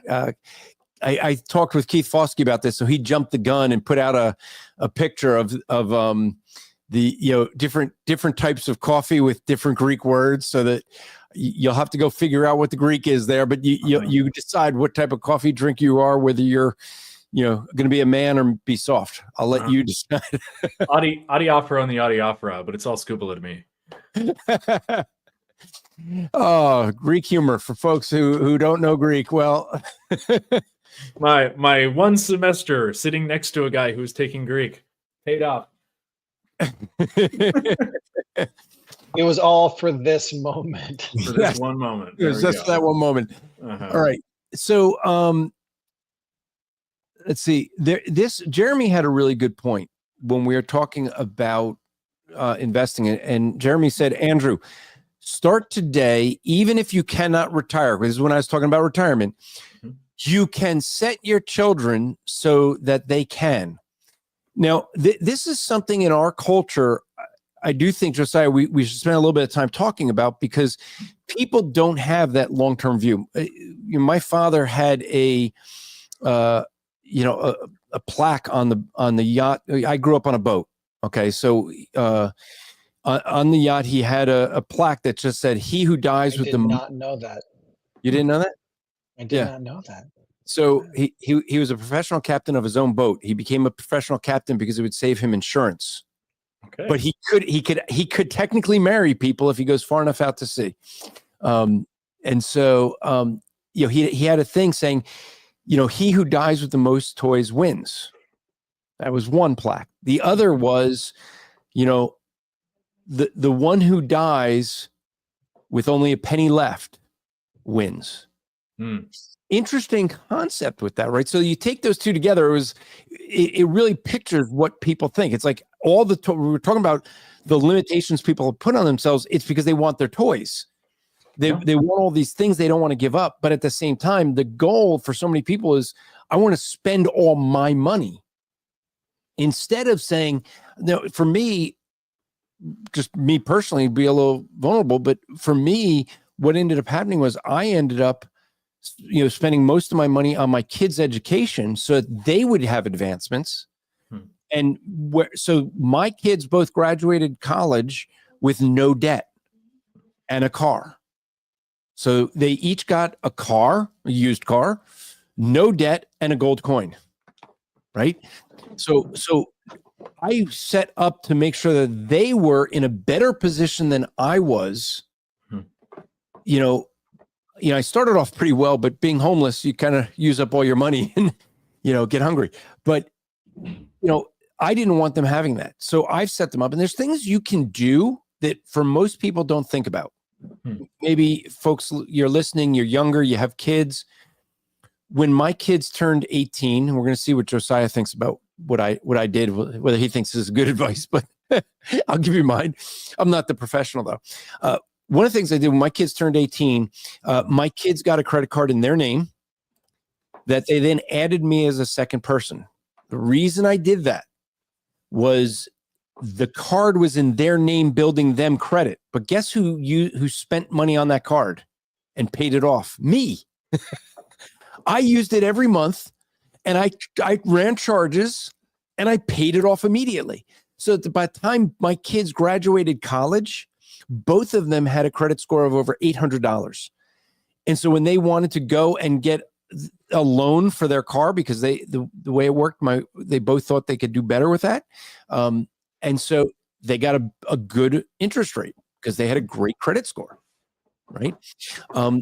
And so even though I gave them some money for they paid a little bit of a loan because they could spend that money in other areas and make more than they would on the loan.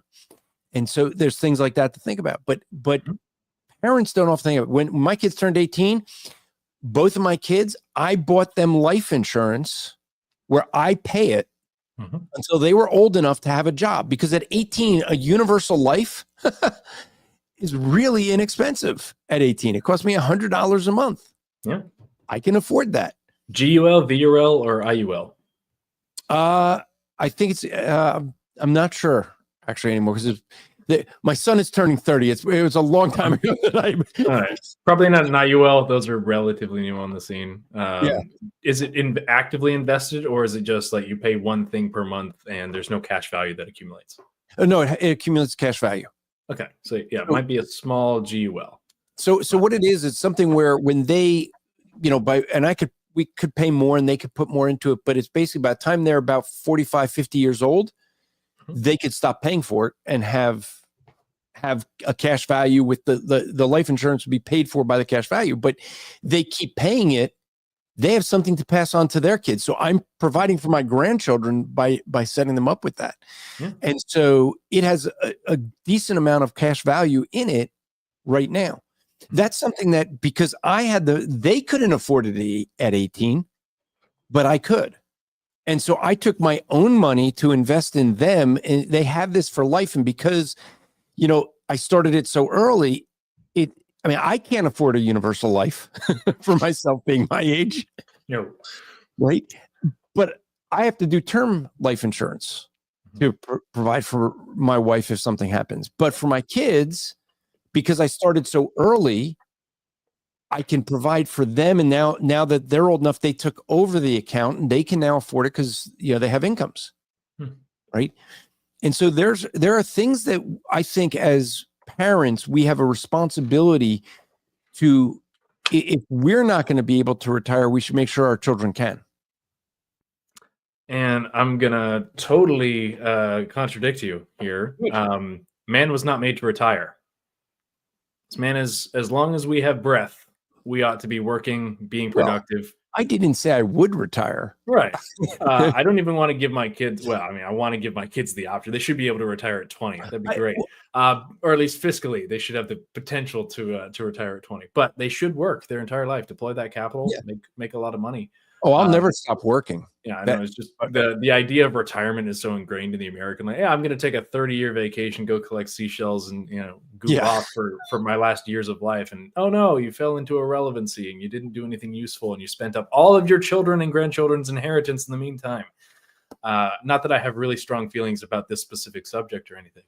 But retirement is like the bane of the multi-generational, like the old approach of like providing for your kids and providing an inheritance for your children and grandchildren. Retirement has been, as far as I'm concerned, the biggest drain on that happening. People being selfish with the money as they go into their non-working years.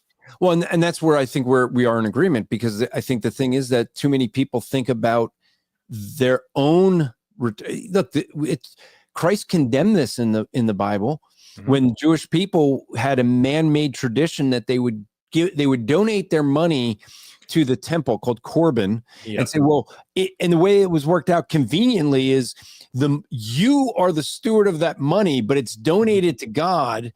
And so when you die, it goes to God, but you get to steward it until then. And therefore you don't have to have the responsibility of taking care of your parents. Right. And so it was the same form of thing of I'll just use my money on myself rather than take care of my parents who maybe can't physically work, or my children is in an inheritance. And I think I agree with you that retirement has greatly damaged the idea of wealth that we pass on to our children, so that they should be able to do more with the money. Right. Yeah. Okay. So this is really strange, but how many parents thought of this? So when my kids were in college, since I was, taking care of them, I actually had a fund that both of them had access to basically as a charity for them to give to other people. So if they were in college and they were going out and one of their classmates couldn't afford to go out, grab a slice of pizza, they had a certain amount of money every week they could spend to bless other people, because I wanted to train them to have the mindset of not looking at money as for me, but money as for how I can use it for others. Yeah. Churches aren't the only entities that can have benevolence funds. Correct. I mean, a good amount of my money goes toward others. I mean, it just is. It's the way that I do things. It's the way that I raise my kids, and I'm glad that both of my children take care of others, not just financially, but because of the financial training, they see it in other means where they see people in need and help out. Right, and you can't pour from an empty cup. So making sure that your own financial household is in order is almost a prerequisite for being able to help others, certainly in the financial realm. Obviously, you can be hospitable in your shack, but I think it'd be better to be able to host a Bible study in your home with 30 people and for them all to be warm, comfortable, and seated comfortably around a fire pit or something, right? So the more that you have, the more capable you are of being generous to others. Correct. And being able to do so wisely and repeatably, so that you're not draining your asset class. So eventually you are the guy in the shack, but you gave so much to the church. In fact, there was a story about a woman in the Middle Ages. Actually, I think it was during the time of the Crusades, so even earlier, who was known for giving to the poor so aggressively that she would actually go take out loans in order to give to the poor. And it got to the point where she couldn't qualify for those loans anymore. So she went and took out like really dangerous high interest debt just to give to the poor. And she actually basically destroyed an entire city's economy because of her benevolence trying to give to the poor. But she was basically a single person subsidizing the entire homeless population, which grew under her watch, mind you. And it destroyed her and her family economically in the process and nearly took down the city. Right. So there's a such thing as too much benevolence and too much sacrificial giving. Right. I was just thinking about the peanut butter Christmas, where that family, they eat nothing but peanut butter and cornflakes, right? So that they can give to the benevolence fund, but they end up finding out that they were the recipients of the benevolence fund and that the fund was only slightly more than what they gave to it. That's where my mind went. Right. And most churches end up receiving tithes on the Pareto principle. 20% of the families give 80% of the funds. All right. So you who are poor and are like at the cusp of requiring church finance, the 2 copper coins that you're putting in there is not meaningfully affecting the church's ability to function.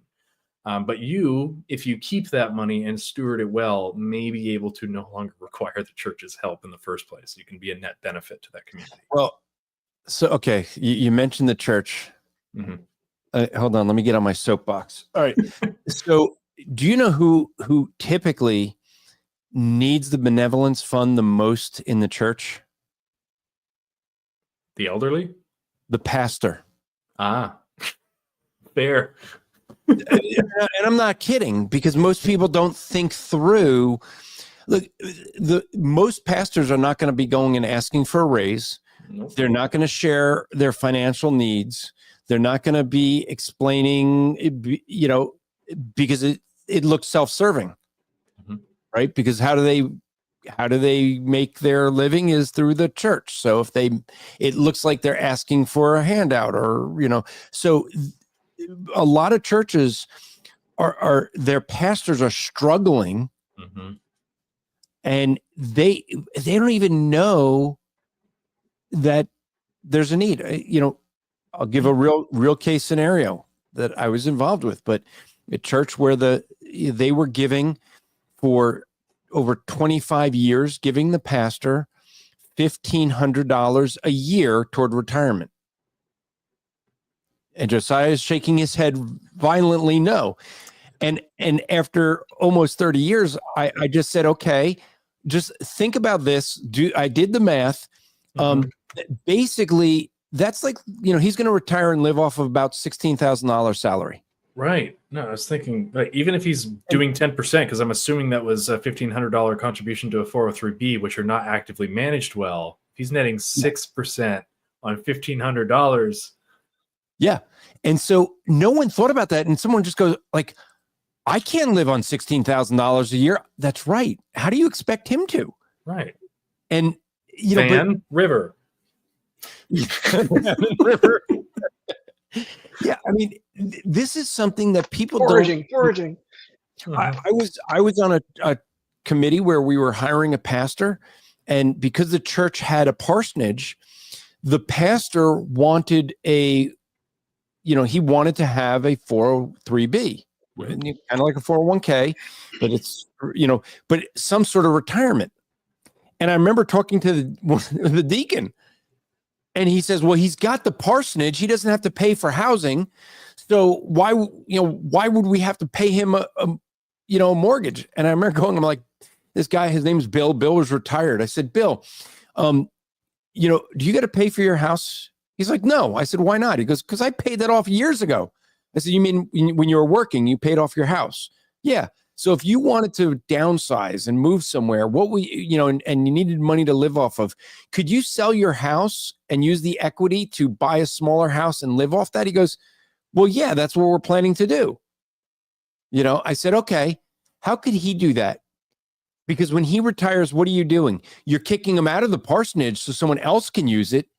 And now he's got no equity and no pension.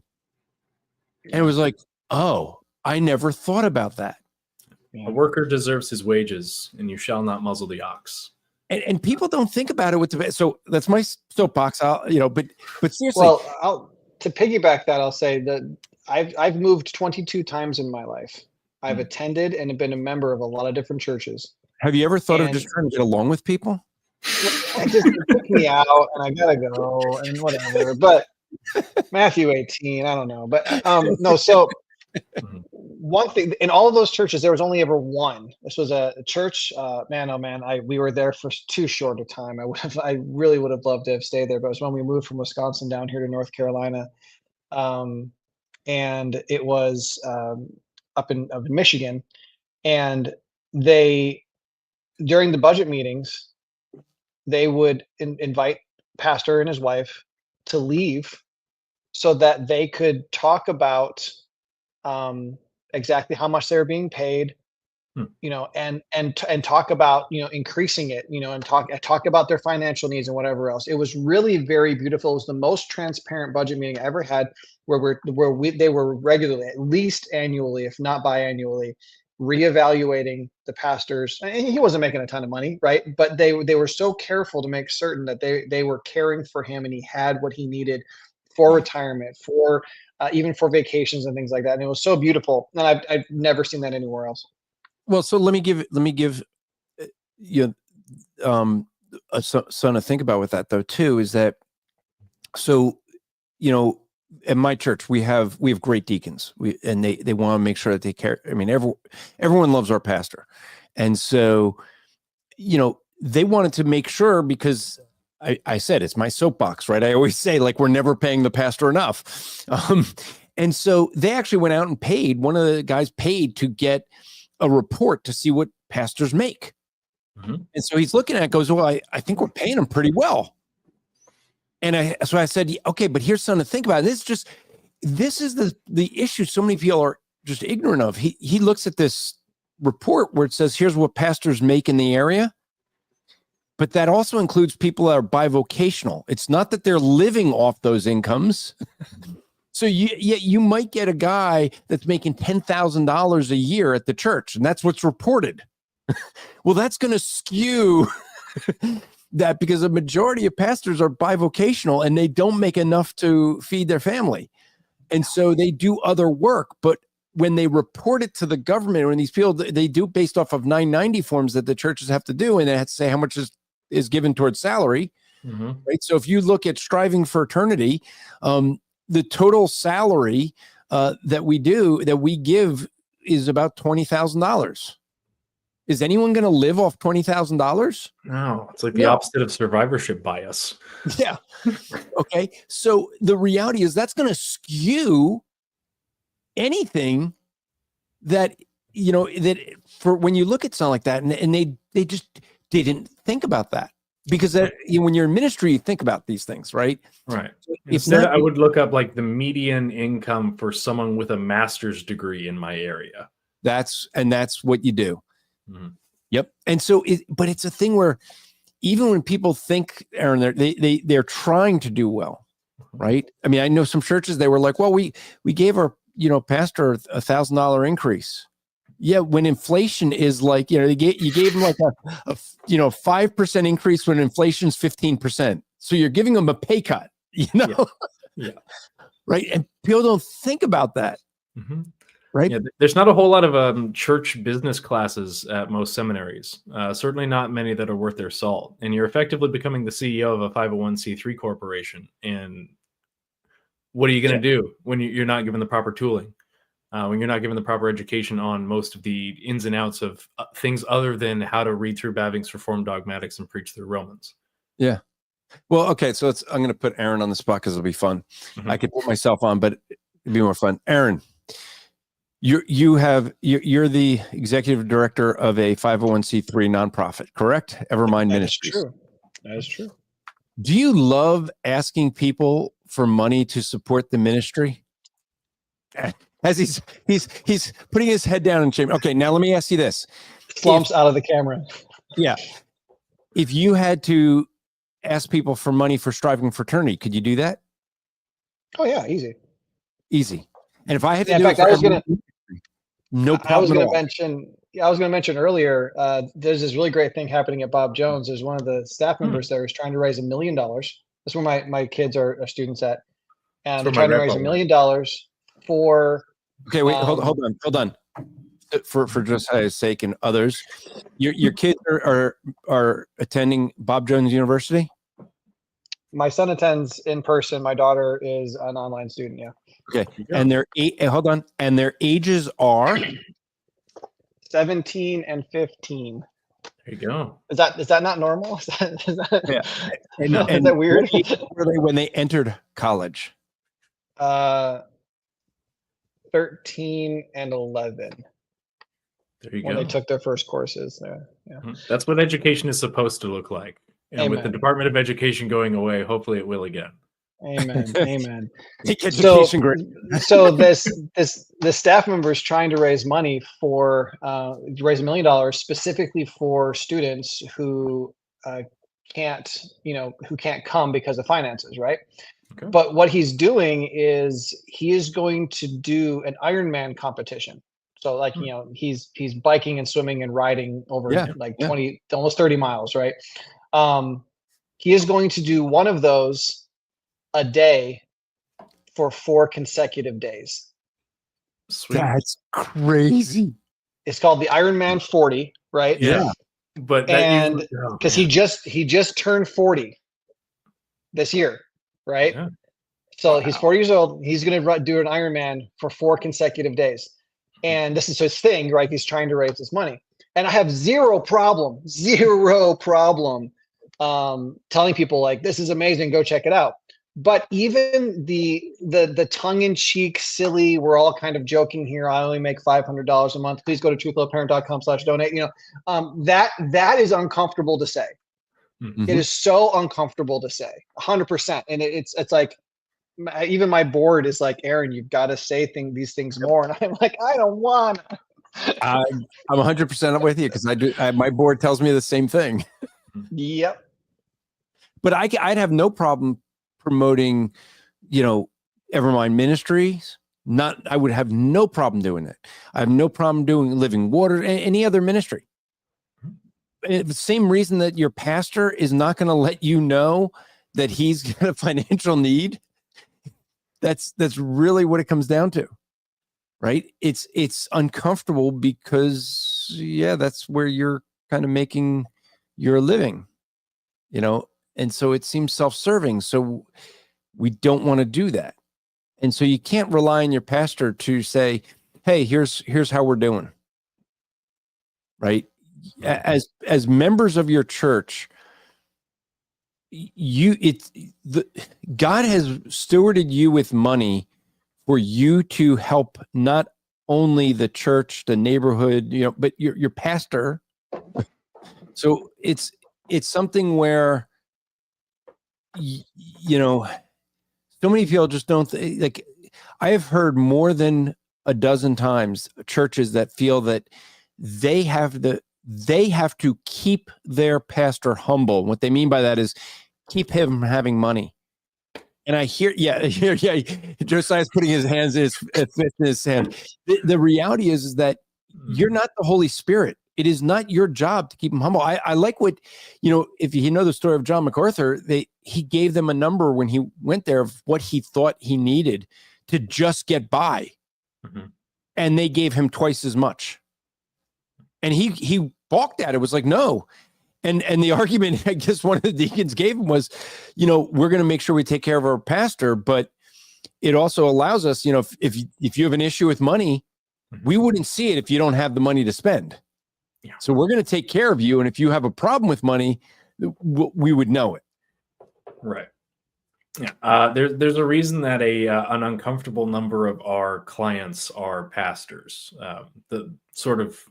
An uncomfortable number of our charity cases, where we have no way of ever making any money off this client at all. We take everyone regardless.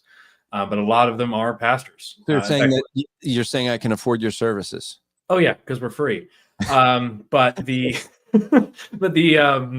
free regardless, no matter your net worth. There's actually one pastor in particular in Northern California. He's actually running 3 parishes. So he's founded 3 and he's running them. And he can't make ends meet in Northern California, not on the salary they're giving him. So he's got 3 churches trying to support him and he can't even make ends meet. Or I suppose it's functional. We managed to work with it, but pay your pastors. My gosh, they're some of the most valuable resources in the world, and you're paying them like they're a fry cook at McDonald's. Mm-hmm. So my first pastorate, I forget what basically I wasn't getting paid minimum wage. Mm-hmm. I think it was half of minimum wage. My second pastorate, I got paid $200 a week. My third pastorate, I got paid nothing.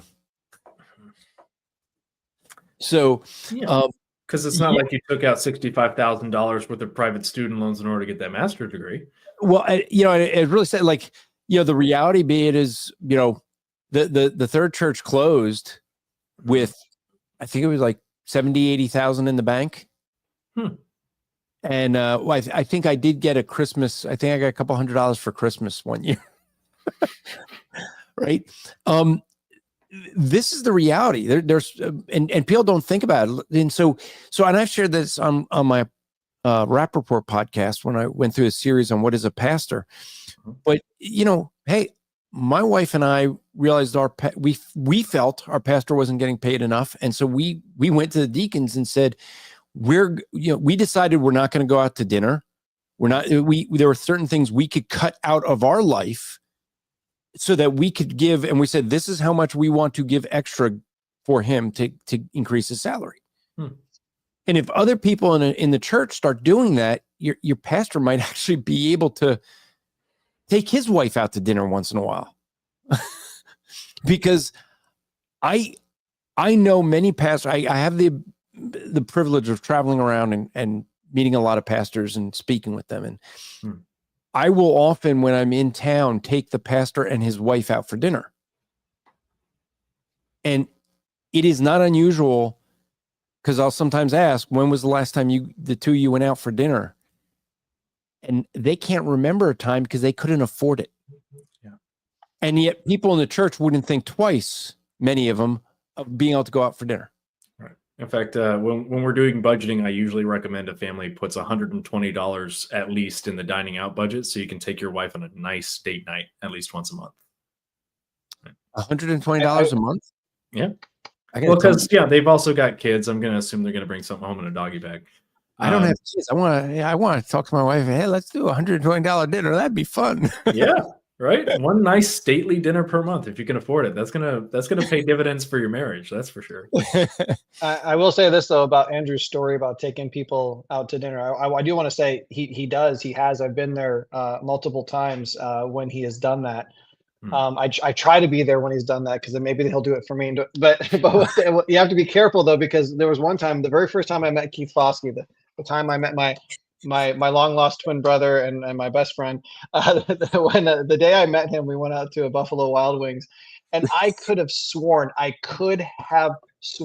would have said before a court of law, in front of my pastor, to everybody, I could have sworn Andrew said he was going to get the check.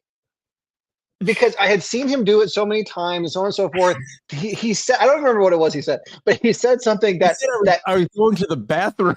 No, it was something he had gotten up to go to the bathroom, but he had said something about a check and whatever else. And I felt so confident that I announced to the table, oh, no, one check. Andrew said he's going to get it. And everyone's like, he did? Because there were actually like, how many of us were there? There was like 2, 4, 6, 8, 10, maybe 10, 12 people. I don't remember how many there were. and they're like, really? So Andrew comes back, and now I'm doubting myself. And so I clarify with Andrew. He was like, well, I didn't say that. And I'm like, oh. So I run off and I find the server, and I'm like, I'm so sorry. Like, I misspoke. He wasn't going to do that. All right. So you got to feel like a charismatic for a day. Yeah, I did. I really did give away someone else's money and then prophesy and be wrong. Yeah. Right. Well, the joke there was the last time that the first time I met Keith, we were at a Buffalo Wild Wings. And for folks that don't know Keith Foskey, if you go to Your Calvinist podcast or Your Calvinist on YouTube, he does these denominational videos where different denominations, how they would shoot guns or own an airline and things like that. And so we started, Greg Moore just goes, hey, how would how would different denominations order Buffalo Wild Wings?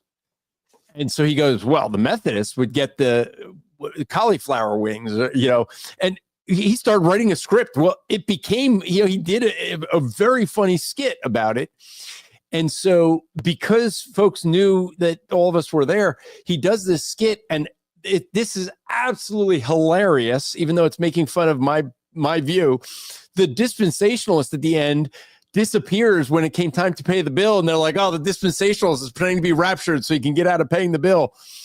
And so it was kind of funny because Keith Foskey, people were like, oh, so Andrew didn't pay the bill? And Keith had to admit, he goes, well, look, I left before the bill got paid. He put some money on the table for his, but he left beforehand.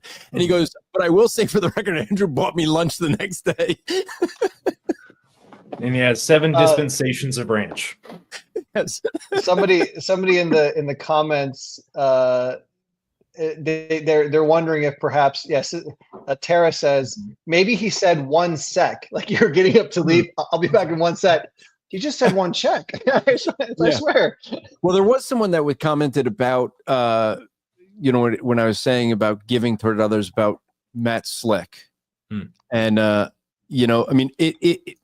my paying for Matt's lunches were so epic that this actually, I'm going to play a clip that was on someone else's podcast, but they had Matt Slick on their podcast, and this happened.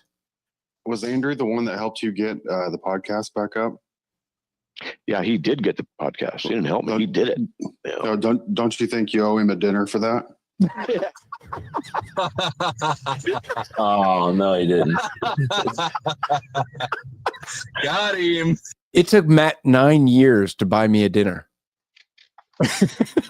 9 years that man was trying to outsmart me and find a way to buy me a dinner. And he did it in epic style right here on Apologetics Live on our 100th episode. We had all these guys in here and he had food delivered to the house. and I refused it. The poor woman trying to deliver this food. And she's like, there's no one here by that name. And I'm like, because she asked for Matt Slick. I'm like, no, there's no Matt Slick here. And I slammed the door. And then, so my wife eventually opened the door and took the food. That counted. He got it. He got it in there. It was great. I knew eventually he'd get it, but yeah, I mean, but we say this in joking and whatnot, but it is something very serious. How many of those listening, how many of you have a budget, as I do, to give to others? Are you willing to give to complete strangers? I would go many years ago, and I would work a secular job, and I'd go in the morning. I'd go to a Wawa. It's kind of like a 7-Eleven convenience store, get my coffee. Yeah, do some Wawa runs. Yeah, and the people at the counter knew me because I had a very simple policy. I would buy my coffee, and I'd buy the coffee for who's ever behind me, and I would leave behind a gospel track. And they knew that track was for the person behind me, and I was going to be out of the store before they even knew what happened. And it amazed me that no one ever figured out that I hadn't paid, but the cashier's ringing up what they have. Like, it never seems to dawn on anybody. And I pay, and then I just walk out. And they would know to say, the guy in front of you is a Christian. He wanted to bless you. He bought your coffee, but he asked to see you read this. In Jersey. Yeah. Well, it's more shocking in Jersey that someone would buy. Yeah. Someone would buy coffee. But, do you have a budget toward blessing others with your money? Most people don't think about that. And yet I would argue we have a responsibility. We have a stewardship of what God gives to us, but so many of us hold on to it so tightly, kind of just like you were saying, planning for our own retirement so we could kick back and do nothing. We hold on to it so tightly that we don't take on biblical responsibility for our neighbor. Yeah. I mean, I probably could have retired, like legit retired, if I just didn't give away money to people I don't know or people that I do know just to be a blessing to them. Right. But folks listening, let me ask you, what is more important to you? Your ability to retire comfortably, or your ability to take care of those that God brings in your path? So that's a benefit for 30 years versus a benefit for eternity. Mm-hmm. That should be an easy trade. And not to your detriment, mind you. Give out of your abundance, but we do want to make sure that you're not so you're not holding onto your money so tightly that you forget that it's just a tool. Correct. And that's the thing, Josiah, that I think you really try to focus on with folks, is to help them see that, there are going to be tough times where, and anyone that knows my background, right? So I was homeless. I had I was a deacon in the church with thousands of dollars in the benevolence fund that I was too proud to let the pastors know I had a need, because I was the one in charge of the deacons fund. Right. And so the reality is that Judas had a whole plan for that. I'm just sorry. That's the money keeper. Yeah, he was pilfering it. Mm-hmm. Look, not all Jewish people are like that, Aaron. There's some. Just saying. Yeah, it's statistically 1 out of 12. Yeah, there you go. So, but I mean, the thing is that I really will argue that I think that the fact that I God has blessed me. I'm not, I mean, especially compared to my family, I'm not rich, but he's blessed me with a lot. I think a lot because I don't hold on to it so tightly like it's mine, because it's not my money. And I think, Josiah, that's a lot of what you try to do with your clients, is help them to, start to see that, hey, first off, this isn't your money, it's God's money that you're a steward of. Right. And now how do you make more of it so you can do more for God? Right? The mindset is for God's kingdom, not my selfishness. Yeah. Would that be fair? Yeah, because we don't want to confuse piety and poverty, as if you being the widow giving your 2 mites is somehow more pious than being someone far more capable and still doing the right thing. For those who, goodness, like, I can be more moral if I remove the temptation. So if as if that's the axiom that we're supposed to be operating on. I want to help people see money for what it is, to take care of their needs, to steward their own household well, and then to work sort of concentrically outward. Like, take care of yourself because you can't pour from an empty cup. Take care of your family because he who does not is worse than an unbeliever. Take care of your church after that, or your community. Well, actually, I would say your business if you run a business. Take care of your employees. Then take care of your community and your church, and then the nation, and then missions. And I see so many people get that backwards, where they're not even giving to their church and they're giving to the North American Mission Board. I'm like, no, you got that backwards. Take care of your own household, then you can give out of your abundance and steward all of it well along the way, so that there is even more abundance to give. And let me actually jump on something you said, and this will seem strange as someone who is the executive director of a nonprofit parachurch ministry. If you are donating to a parachurch ministry more than you are donating to your church, repent. Okay? If I was to find out that I had people donating to our ministry and they're not donating to their church, I would probably return the money.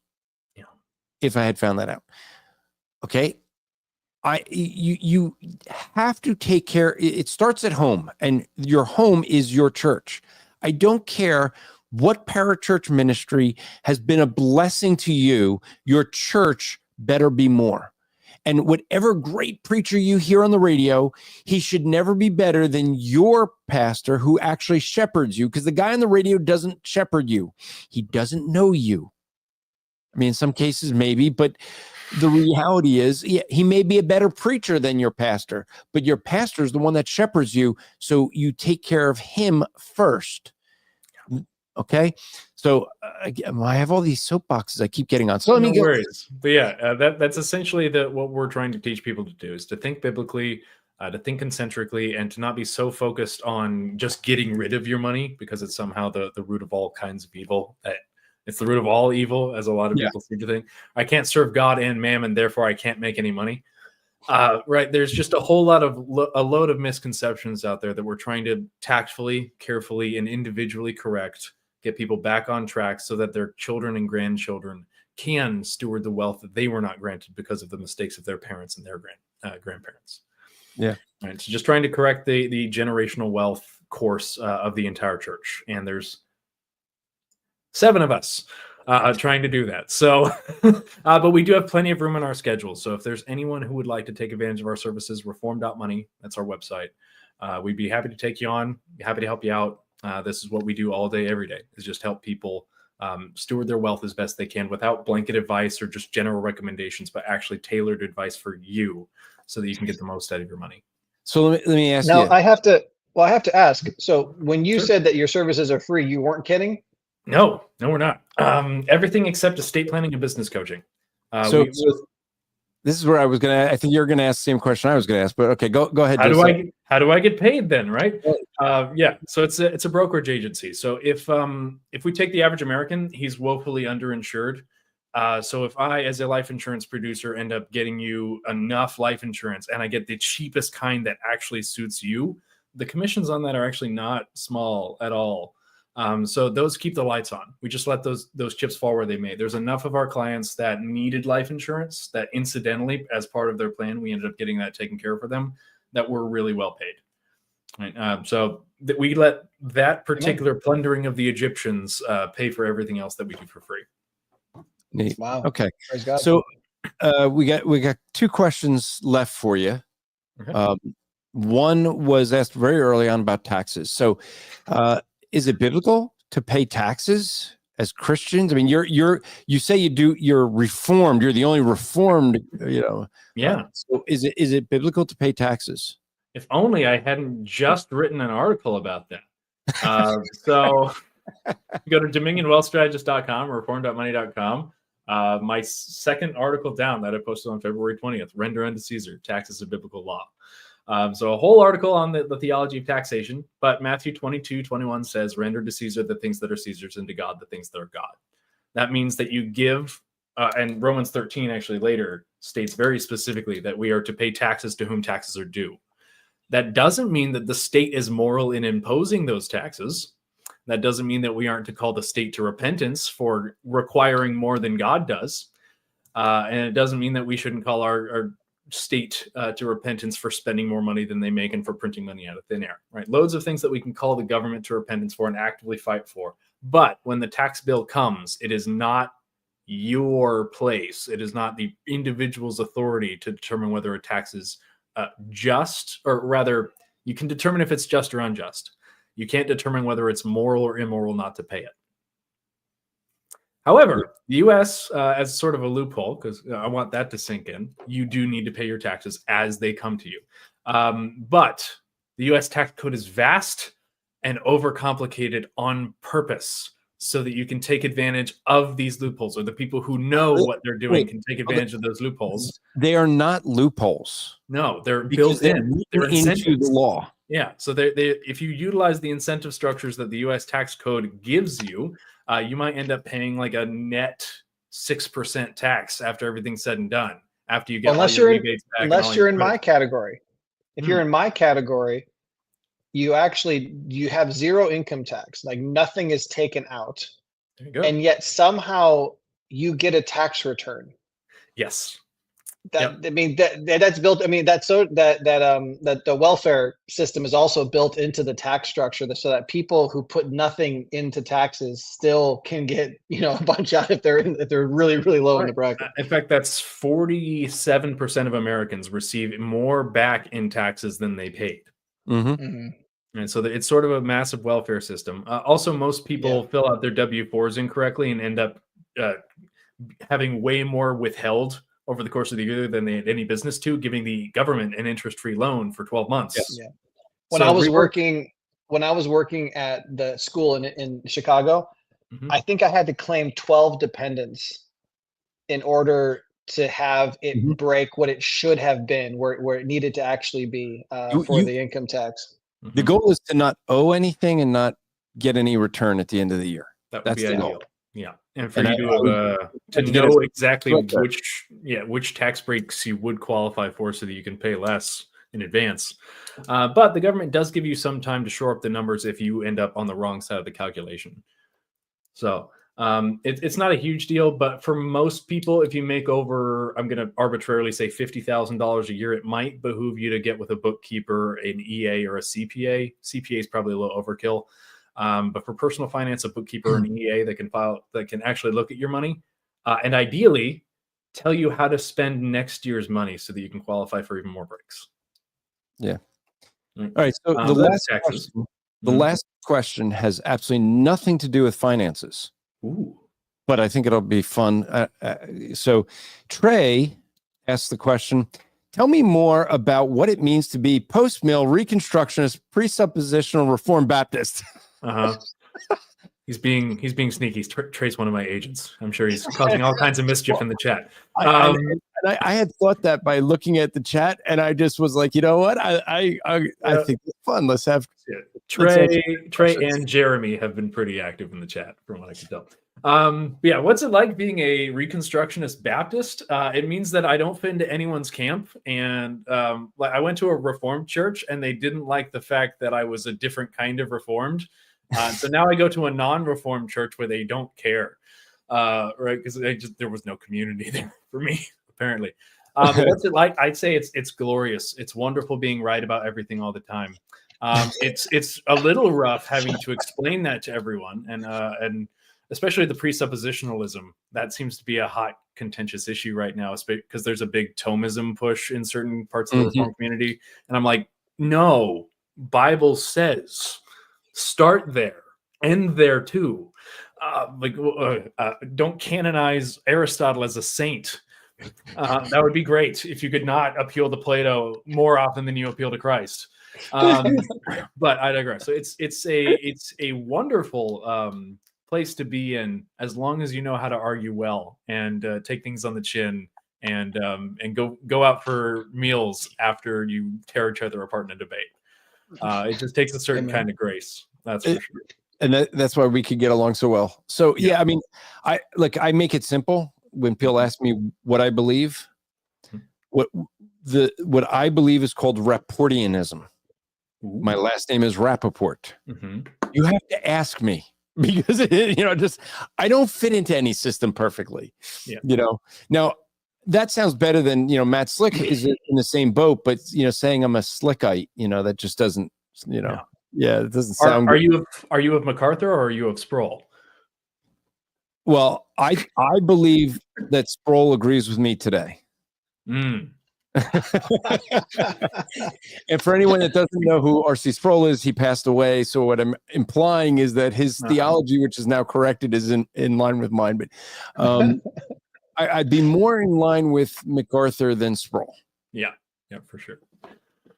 But yeah, and I do think that people paint with a broad brush, especially in theological debates. Oh, you're a X, that means you believe X, Y, and Z, and they start arguing against things that you don't actually believe. Yeah. But I'm a full-blown Reconstructionist, but I disagree with almost every Reconstructionist on baptism, because most of them were Presbyterian and I'm a Baptist. All right. They wrote 19 books on one subject. That's great. Gary North wrote a 31-volume commentary on the Bible that's just economics. A 31-volume economic commentary on Scripture. Phenomenal. Really great book. And then every time he talks about how you need to build up generational wealth so that Christendom can advance since your children are Christians, I'm like, all right, let me cross that section out. He got that one particularly wrong. And then you keep reading. Right. So it's just a weird position to be in, I'd say. But I do think I'm exegetically consistent. And I think at the end of the day, trying to believe what the Bible says as best you can, utilizing not just biblicism, but a little bit of church history as a guide, is about the best we can do. And I happen to be in this particular camp where I've got a feet in both waters for the time being. And Trey's an Anglican, so he's also in a weird boat being a Reconstructionist Anglican, because there's one of those, and it's Trey.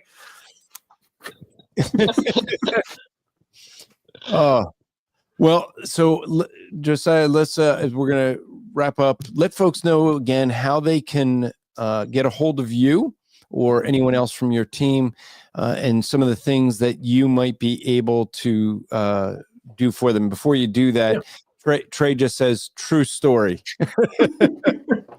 Yeah, he's our only Anglican on the team too, so I like to give him a little bit of a hard time. So my name's Josiah Stowe. Second time I've said my name on this whole show. I am the co-founder of Dominion Wealth Strategists, the only distinctly reformed financial consulting firm, and as far as I can tell, the most biblically based financial advice that you're going to get, because we do try to make a positive argument from Scripture rather than trying to shoehorn in the Bible into traditional finance. You can reach us at www.reformed.money, just because we're reformed, we're about money. So it should be easy for most people to remember, or dominionwealthstrategist.com if you want to tire out your fingers. We're also on Facebook, Instagram, X, and LinkedIn, but nobody follows us on LinkedIn. I don't blame you. And you're more than welcome to set an introductory overview with us. All of our meetings are free of charge. All of our advice is free of charge, but I do need to know you and your individual financial situation before I'm going to tell you what to do with your money. So don't come to me asking for advice. Come to me, meet with me. Let's chat. Then I'll give you some advice whether you want it or not. So if you'd like to take advantage of those services, we do a lot. We try to be a one-stop shop for all things financial for the entire church. One of our taglines is all of Christ for all of life and all of finance for Christendom. Another one is from baptism to burial, Dominion's got you covered. That's more of a Presbyterian dog whistle, though. because we're all Baptists, one Anglican, one Presbyterian now. It works really well on cross politic. I'll tell you that much. We do a lot. We help with income optimization, debt management, savings accounts, life insurance, retirement planning, estate planning, business coaching. We do group life and health. We've got a tax guy. Basically everything all under one roof. And if I say the only thing that we don't currently do, and I don't have a resource for, is property and casualty. So if you need home and auto insurance, I'll find you a local broker dealer for that. But basically everything else we should be able to help with either directly in-house or through our network of resources. So again, happy to help you guys. Happy to take on any client. I just don't work with Mormons, Roman Catholics, or Jehovah's Witnesses. And that should be for hopefully obvious reasons to this. Yeah, that makes sense. You work with Anglicans? I do. In fact, I'll work with atheists before I work with Roman Catholics. I understand that. Yeah, And I'd for like folks- for people who know what side of the fence they're on, not the people who think they're in the camp and they're not. Yeah. So for folks who heard you cracking up and laughing while you're trying, I did like enjoy putting some on. Trey just goes, baptize your babies. So Josiah, thanks for coming on. I think it was helpful for folks, guys. If you do have some need for financial advice and whatnot, I encourage you to call Josiah. Reform.money. Next week, we will be joined by, if you're familiar with John Harris from Conversations That Matter, they're putting on a conference in New Jersey with another pastor that I know well. And they will both, Pastor Jeff and John, will be on. We'll talk about the conference. If you listen to my Rap Report podcast, you already have heard of Jeff. He is from the Evangelical Free Church and stood up to the denomination on the issue of social justice. And they, who are so welcoming of so many, threw him out for doing so.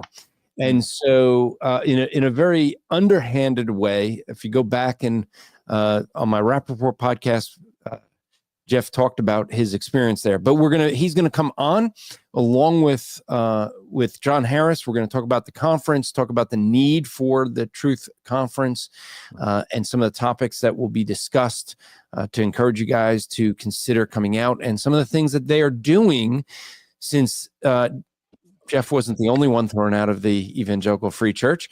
They are working on some ideas to try to have a strong church network that would stand up for truth.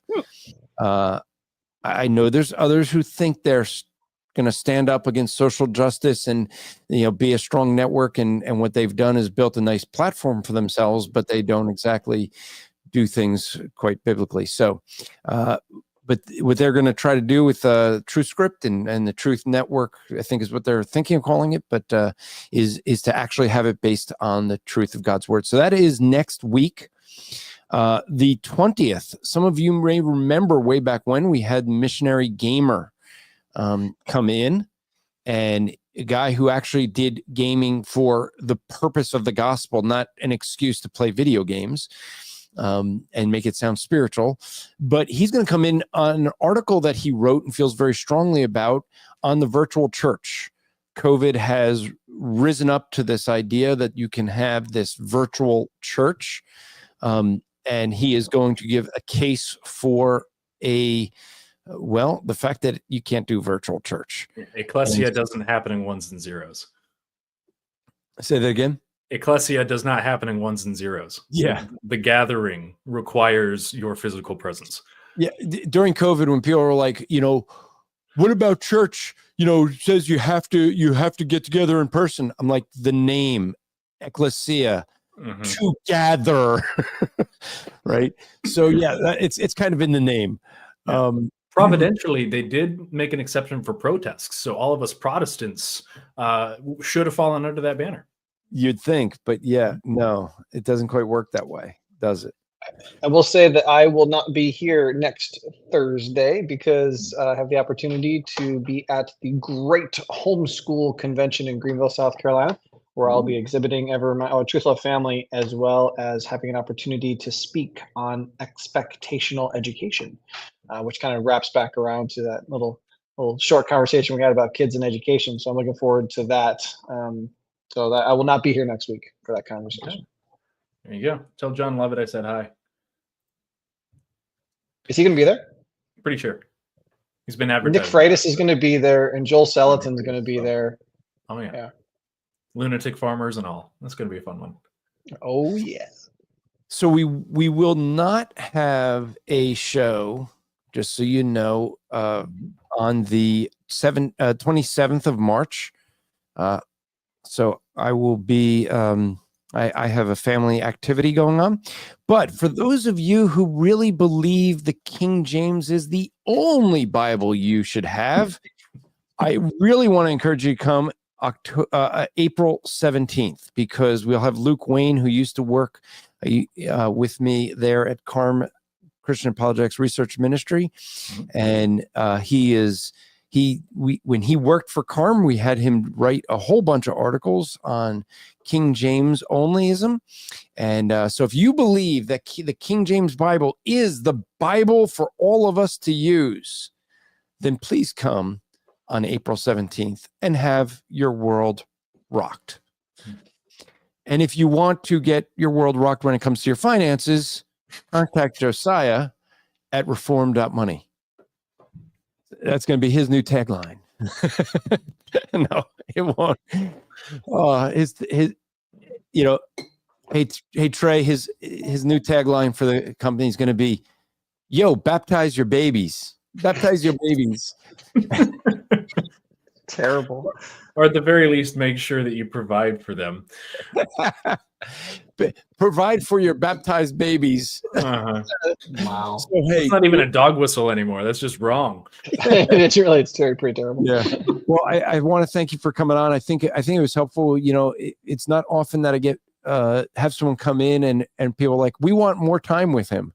Mm-hmm. We have more questions. So I'm glad that you were able to come in. I know the audience is a bit light, probably because of a conference going on right now.